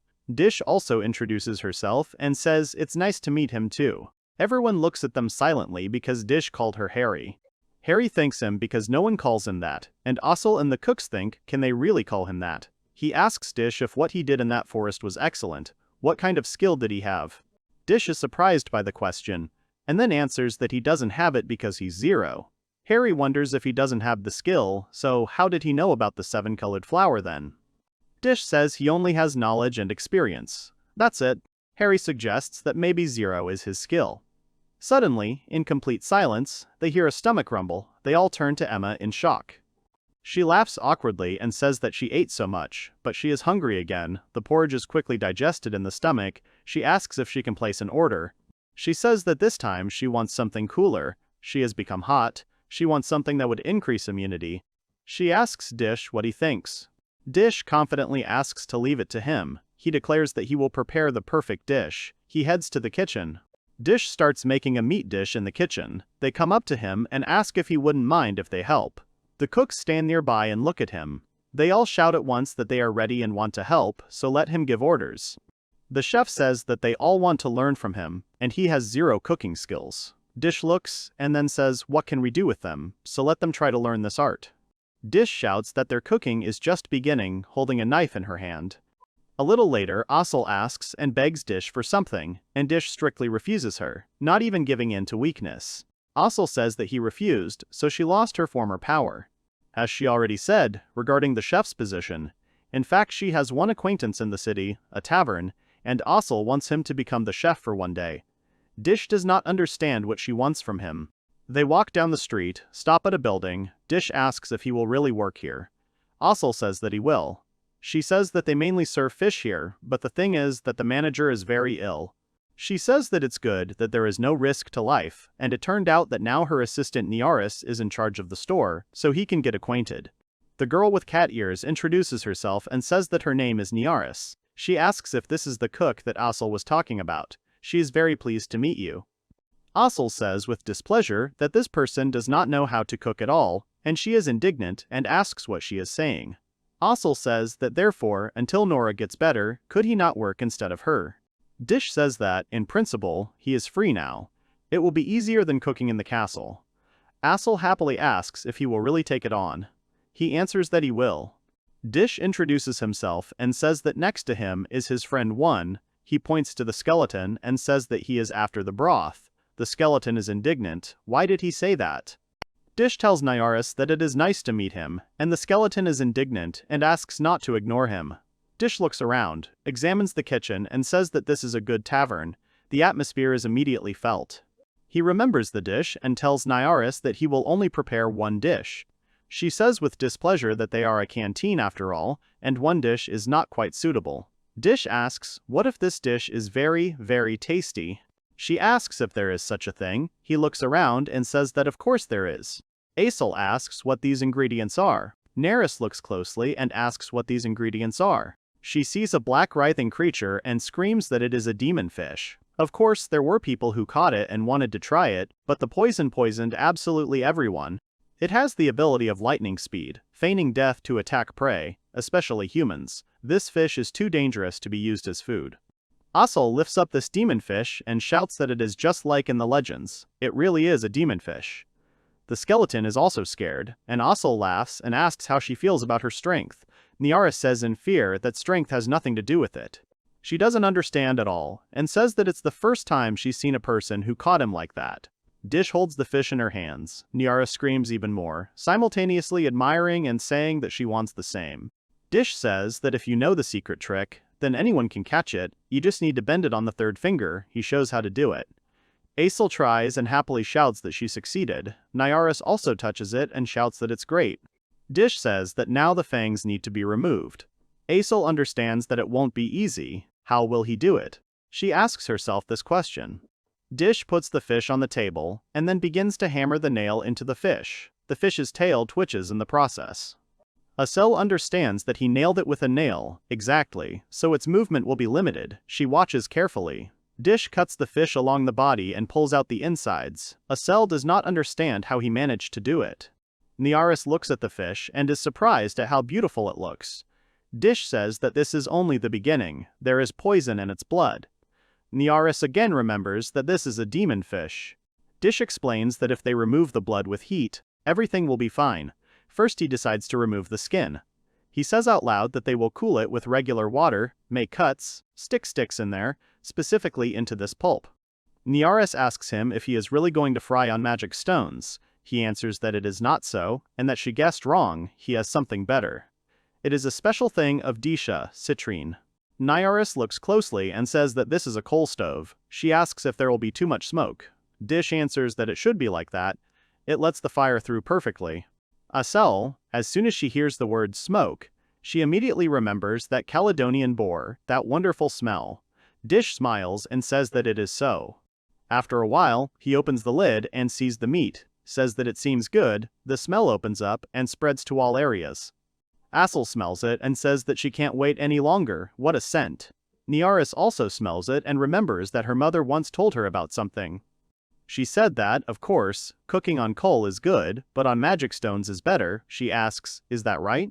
Asel joins in and says that she also heard about this somehow and asks for the meat to cook faster. At this time, Dish opens the lid of some jug. The girls shout that it is sauce. They do not understand why it is black. Dish takes a brush, dips it in the sauce, and begins to coat the fish.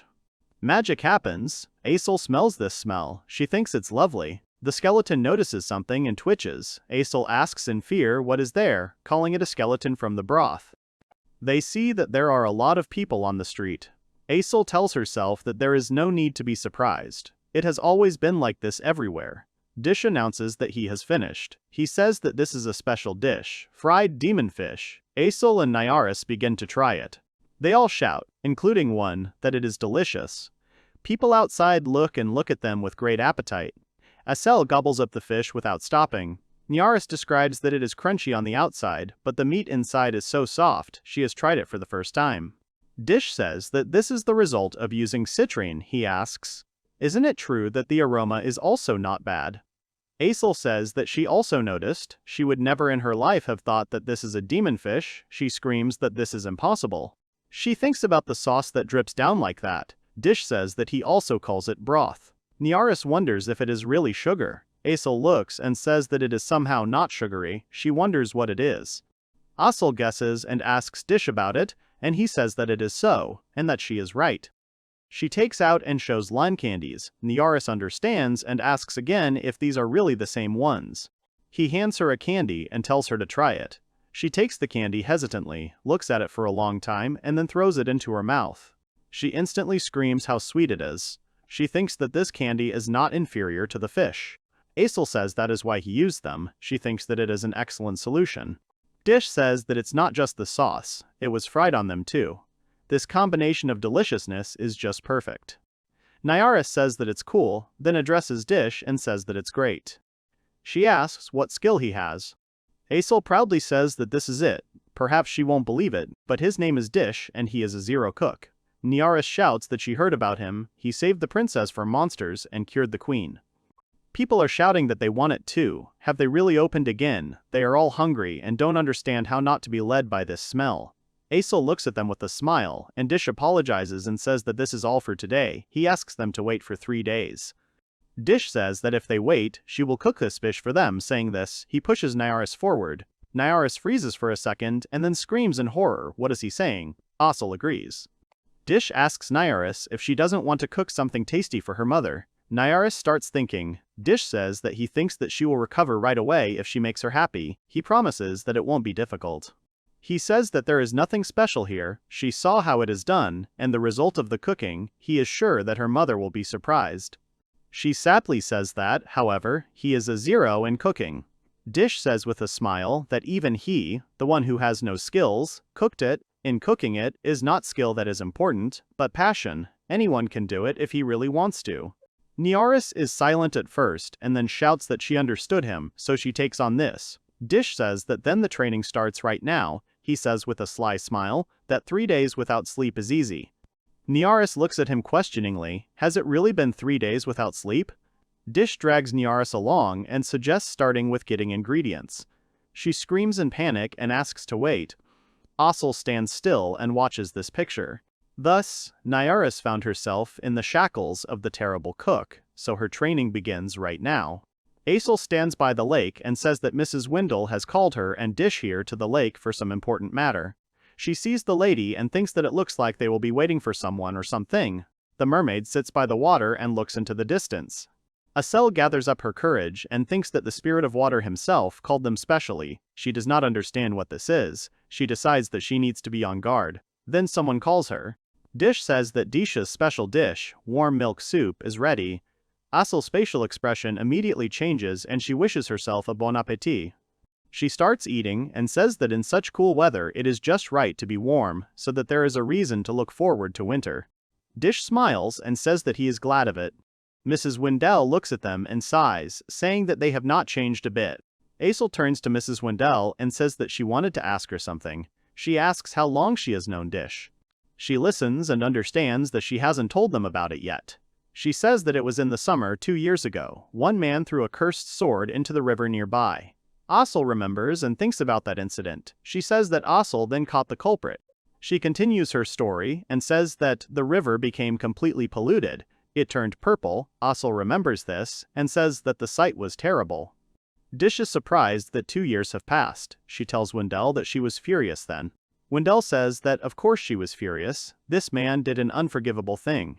2 years ago, in the pouring rain, everyone was talking excitedly about the spirit's anger. A man asked the elder what it meant.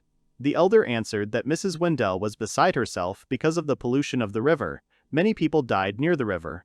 He says with great sadness that almost everything has become lifeless. All the vegetation is also spoiled. If it is left like this, it will be bad. The elder shouts in rage that it is necessary to tame the spirit's anger, otherwise the world will be completely destroyed. In the forest on the ground lies little Dish. He is told to wake up. Dish barely opens his eyes and asks the stranger who he is. In front of him sits the spirit of Mrs. Wendell. He is surprised that she is so huge. He asks who she is. And she is indignant. Does he really not know who she is? He replies that no, he does not know what she is talking about at all. Wendell says that perhaps it is he who has created all this chaos. He replies that this is not so. He simply lost consciousness from hunger. Mrs. Wendell says that she already thought it was him. She was surprised that she was hungry. How did it happen? Dish raises her head and in an indifferent tone asks to answer him who she is. She ambitiously says that she will tell him who she is. Dish understands and asks if this means that this rain is her doing. She proudly says that it is. This is her power. She laughingly calls him little and says, bragging, that this is not the only thing she can do. Dish yells at her in anger, calling her stupid. What did she do? She doesn't understand and asks what's wrong with him. How dare he raise his voice? Dish demands that she stop the rain, because all the vegetation will be ruined. She replies that this cannot be done. The person who did this must be punished. Dish asks again if she really wants to punish him. She says that if he allows her to eat him, then she will stop this rain. She smiles maliciously. Dish says that it is not tasty at all. She laughs and says with a smile that then she will eat the one who needs to be punished. Dish shouts at her that she is stupid and that she should only eat when she is hungry and not in order to punish someone. Dish says that he is sure that she is angry because she is hungry. She does not understand and does not know how to tell him this. Then Dish says that he will cook her something. The rain continues to pour. Dish stands in front of a huge leaf of a plant, like with an umbrella, he begins to think. He is surprised that she can change the size of her body. She is now the size of him. He adds, asking to listen to him. She has something to tell her, of course. He thinks that polluting the river is bad, but you can't involve others in this. He explains to her that innocent people may suffer from her actions, and that she cannot do that. And she says that for spirits, all people are the same. They do not focus on anyone in particular. If they are to punish, then they must punish everyone at once. Dish says with a smile that is, She does not remember faces at all. He admits that he understands her. He also remembers names poorly. Dish asks her not to be so angry. He offers her that candy, which turned out to be surprisingly tasty. Wendell looks at his tail in surprise, and then asks Dish to listen. She asks if this means he is going to cook food from the monster now. Dish asks her not to make such a face. He guarantees that it will be very tasty. Wendell sees and is horrified. In front of them is Adamanti, a monster that has a large shell, the king of the seas. He has thick limbs, and they resemble large roots. There are membranes on his feet. He lays eggs in the mountains, burying them in the ground. She asks him in horror if this is really his goal. Dish says that she only lays eggs once every few years, and that it happens on particularly rainy days. She thanks Wendell because it was thanks to her rain that she got out. She is of course happy to help, that she is worried, and asks if it is too big. Dish replies that everything is fine. If they don't go to him themselves, then nothing will happen to them. Then Adamanti suddenly raises his head and starts screaming. Dish gets scared and asks what's wrong with him. Wendell looks on in horror. 4 years ago, when he saw him, he was not so aggressive, and Wendell understands that, rather, he is not aggressive, but as if he is in pain. She examines him and says that the color of his body is changing, so this is already her task, as she thinks. Dish asks her to try so that it doesn't hurt him. She says that she knows, now she's not going to eat him, she's just going to relieve him of pain. Wendell goes down to him and says that if you look at it like that, he's quite cute.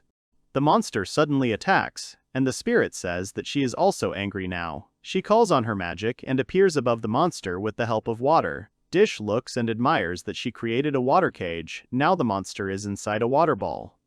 Wendell says that it is better this way. That is her power. She looks at the ball and says that she was right after all. They see from below that a sword is stuck into the turtle from below. Dish understood. It was very hard for him. It was tormenting him. Wendell said, well, he got it pretty good too. She pulls the sword off him with help. In an instant, the water in which the turtle is swimming changes color. From a dark dirty color, it turns into a transparent clean one. She puts the turtle back in the water, and she proudly swims to Dish with a grin on her face. Dish shouts at her that she is cool, and she replies that it is naturally so. She is a spirit. How did he even think about her? He smiles widely and tells her that she is right. He asks her if it is a cursed sword. She replies that it is. She thought that it got into the sea because of the current. Dish thinks, and then guesses, so that is why she called for rains, to cleanse the river. Wendell says that's true. She won't just make it rain at will, but they are people. She sees Dish smiling and laughing. She doesn't understand why. He replies that he thought that she was so kind, thought about people and did not kill this monster. He thinks that she is very good. She screams that she is not kind at all. Only to people. Spirit should be kind to everyone. Let him not think wrongly. Dish smiles and says that, then she is even kinder. She looks angrily and then sighs and says that she still cannot forgive people. She looks back and sees Adamanti smiling at her. She asks Dish if it's okay that he left him. He replies that everything is fine. His goal is not Adamanti himself. Wendell is surprised, so that's it. She thinks that she is beginning to understand what his goal is. Dish shouts for her to follow him. They approach the place. He shouts that he found it. They see in front of them an egg, which is stuck in the ground. Steam is coming out of it. Wendell shouts that it is an egg. He shot an egg into the air. Dish picks up the egg and says that the adamantium egg is very hard. Sometimes there were even cases when just an egg caused pain with its blow. There are some crows nearby, which Wendell is asking about. Dish says that's right, they ate him recently. Wendell says in surprise that for people, of course, the animals themselves will become teachers in the wild. Dish suggests finding more eggs before the rain stops, or else someone else will eat them. Wendell agrees and follows him, and Dish tells the adamantium eggs to get ready. Wendell talks dreamily about adamantium dishes. She can't wait to try them. Dish points and says they'll try this first. Wendell says it's ketchup. It has such a strong smell. She asks again if it's really ketchup. He says that this is a killer tomato. At first glance, it is an ordinary tomato, but in fact, it is a dangerous monster. When a person or animal approaches it, it attacks with lightning, opens its mouth and bites. Every year, many people suffer because of it.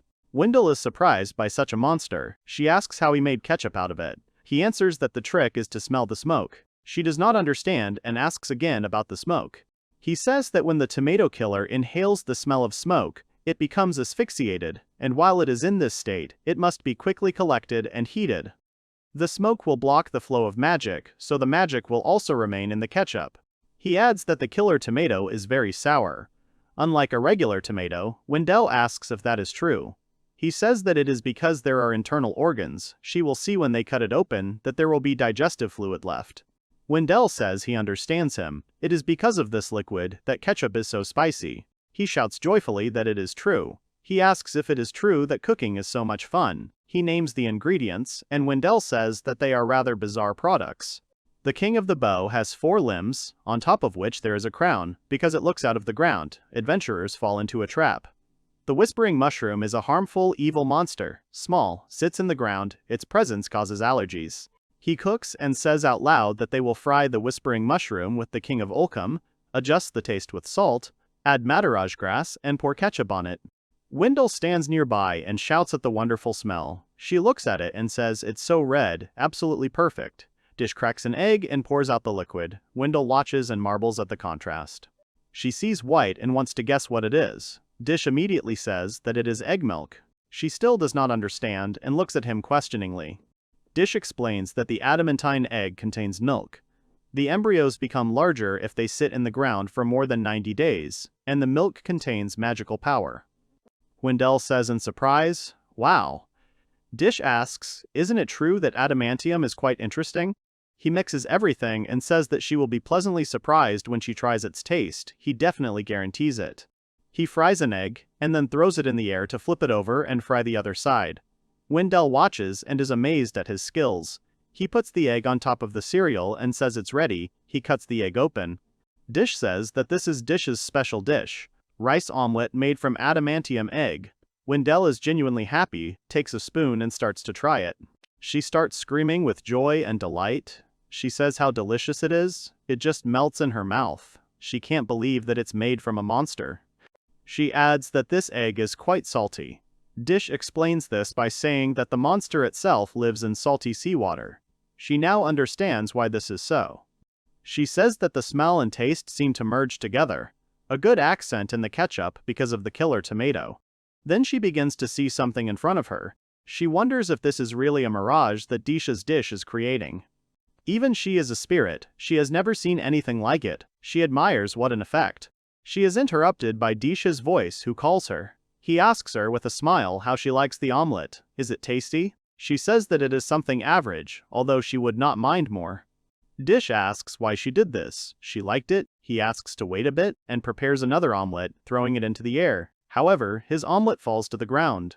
He looks at Wendell in fear. She looks back. He says that it was an accident. 10 times it should work out exactly. She screams at him not to lie. Everything always works out for him. He says that everything is fine. He will eat it himself, so she will eat the next one.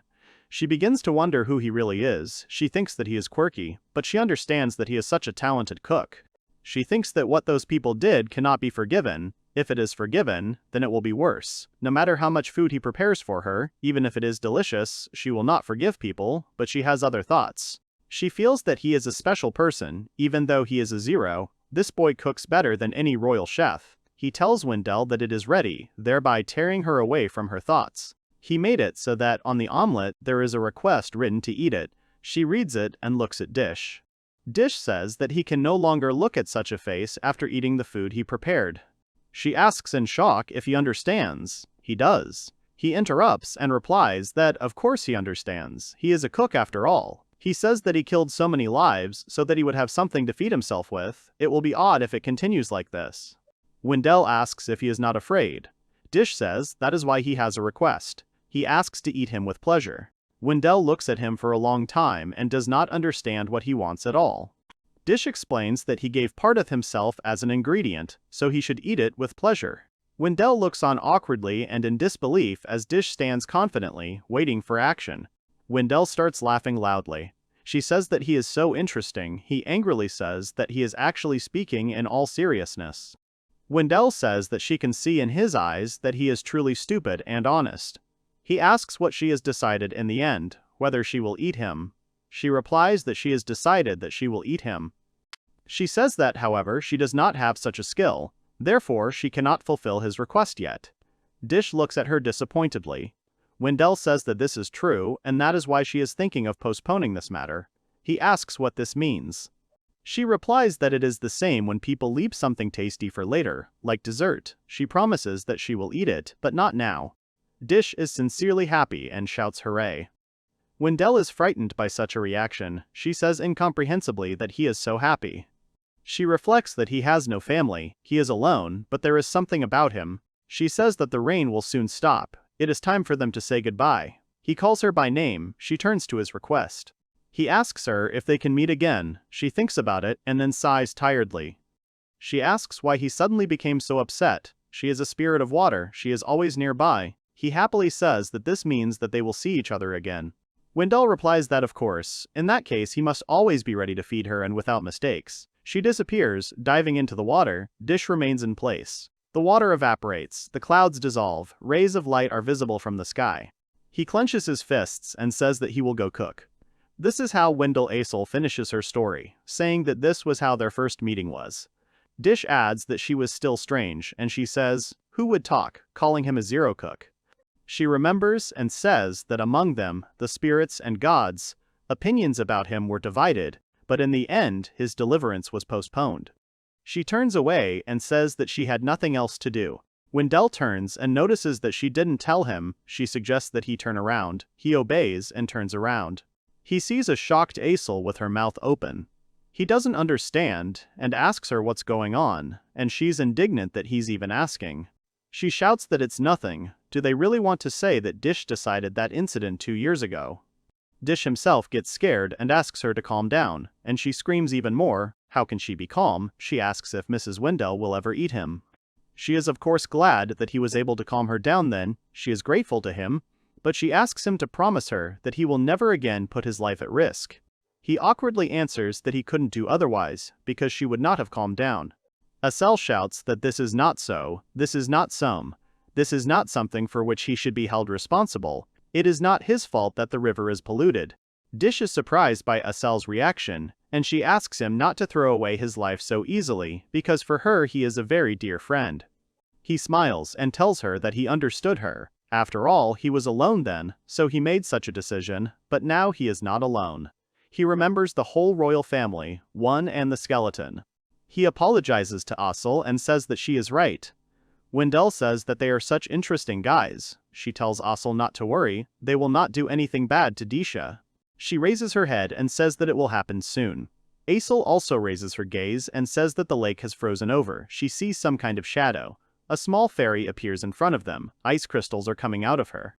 Wendell says that it is an ice spirit, so to speak. She is also a water spirit, so she owns ice. They can accept her as their own.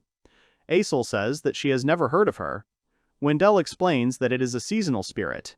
They ask what she does. Wendell replies that she announces the coming of winter. Do they see ice floes flying through the air? She tells them to raise their heads and open their mouths. She raises her head and asks if these are really stars, but something falls on her head. Asel says that it hurts. She takes a piece and sees that it is ice. She looks up again, her gaze blurring. She shouts joyfully that it's sweet, and that it's candy. Wendell explains that it's called star snow, ice and magic combined. Fragments of ice fall to the ground. Wendell says that they, the spirits of water, were also born from sugar particles. That's why magic has such a taste. She says proudly, putting her hand on her chest, how beautiful the spirits are. Dish is surprised, says that, wow, he hears about this for the first time. Asel and Juan are chewing. She says that she is already full. Asel looks around and notices that the ice spirit is gone. Wendell explains that her work is over and will be over soon. Asel does not understand that it will be over soon. They both look up at the same time and see snow falling from the sky. Asel says with a smile that it is already winter. For her this year was so unusual. She thinks about meeting Dish. She will never forget this man. As soon as she closes her eyes, she immediately floats up. Here, in complete silence, her stomach rumbles loudly. Her face twists with awkwardness. Dish asks her in surprise if she is hungry again. She answers with red cheeks that she is hungry.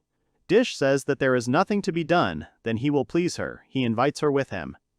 After Asel thanks Dish for the food, she says she will help him clean up. Dish does not refuse.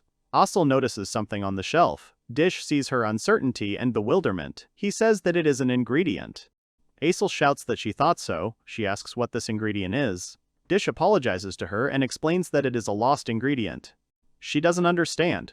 It was about 9 years ago. He, abandoned in the forest, only tried to survive. Even if he knew that he could eat monsters, it was still difficult for him, a child.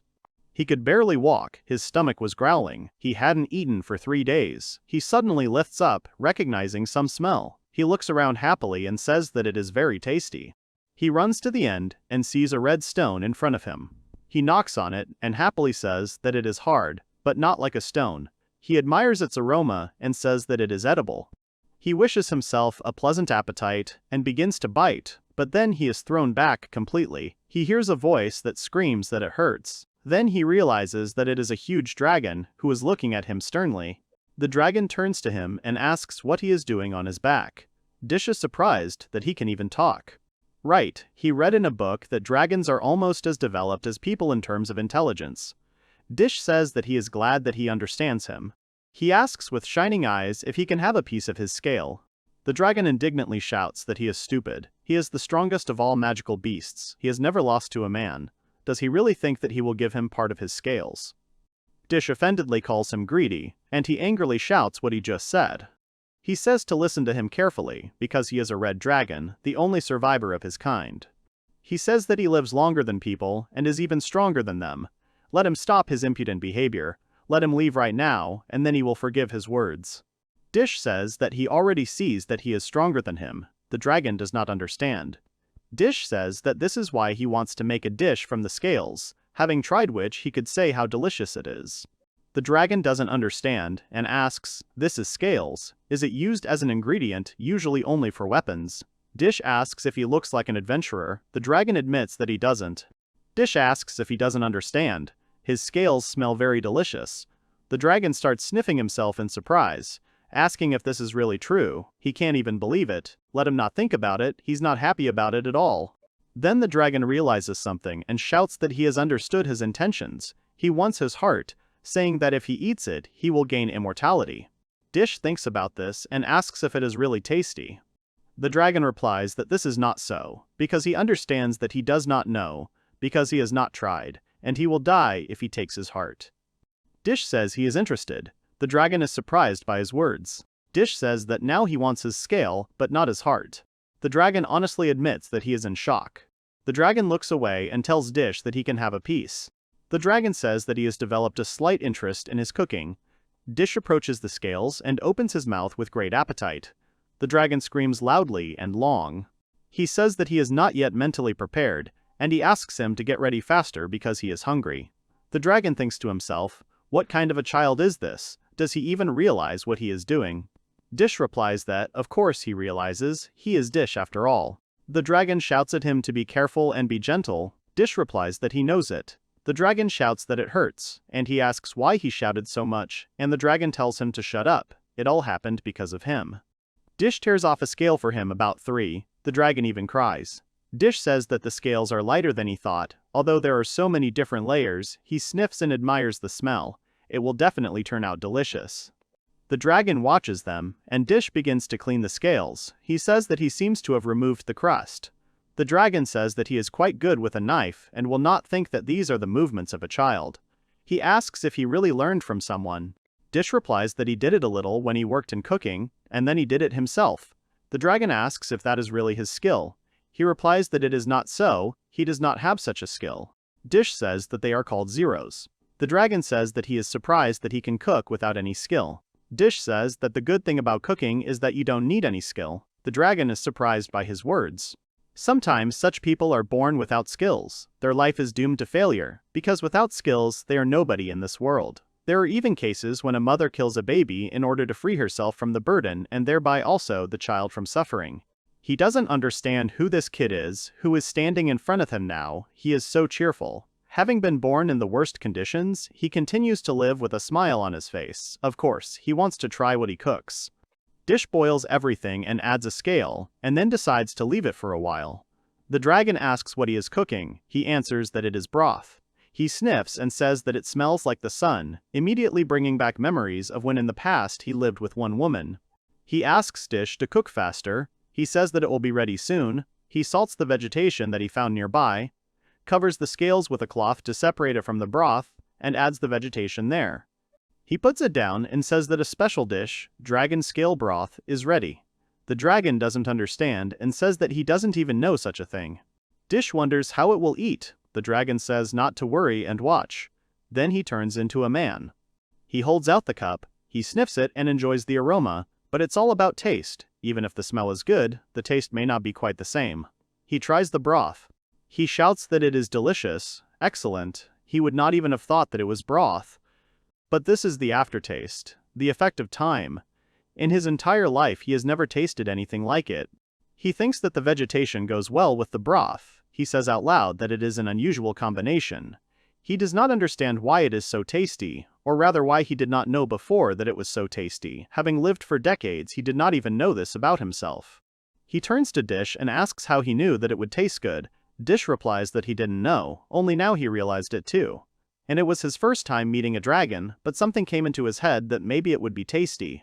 Experiments with mixing, the courage to risk such an adventure, everything, of course, immediately recedes upon learning that he is zero. But despite this is his skill, his whole essence. He is interested in what skill God has gifted him with. After that, they talked a lot about the past. What could be better than a wonderful atmosphere where they talk while eating something so delicious? For the first time in a long time he has fun. He thanks Dish and asks what he will do. He replies that he does not know yet, but he wants to cook something from those ingredients that no one has cooked from, because this place is a field for experiments. The dragon asks, does that mean he won't come down from here? He answers that it is so. The dragon says that it is so similar to him. He says that there is an old tree there. Monsters won't get him there. He thinks that he needs this place. Dish thanks him. Dragon says he will like it. Dish asks if he is really going somewhere. He answers that he wants to see the world again. Having met him, he realized that there is still so much unknown, so he wants to fix it. Dish says that he is a little sorry, because finally he has a companion. The dragon says that his journey will not last very long. He will also have new companions. He says it was very tasty. Let him be proud of himself. Even though he has no skill, he was able to satisfy the dragon himself. Dish shouts at him that next time he will cook better. He tells Asel about this and apologizes that he cannot use it yet. Asel says that this is proof of a promise and it cannot be broken. He says that she is surprised by the story and she says that she is tired of being surprised. Asel says that she will prepare for this day because perhaps he may return tomorrow or even today. He is thinking about something. Asel asks what it is, and he, closing his eyes, replies that nothing like that. At this time, that same dragon approaches the tree where they are together with Asel.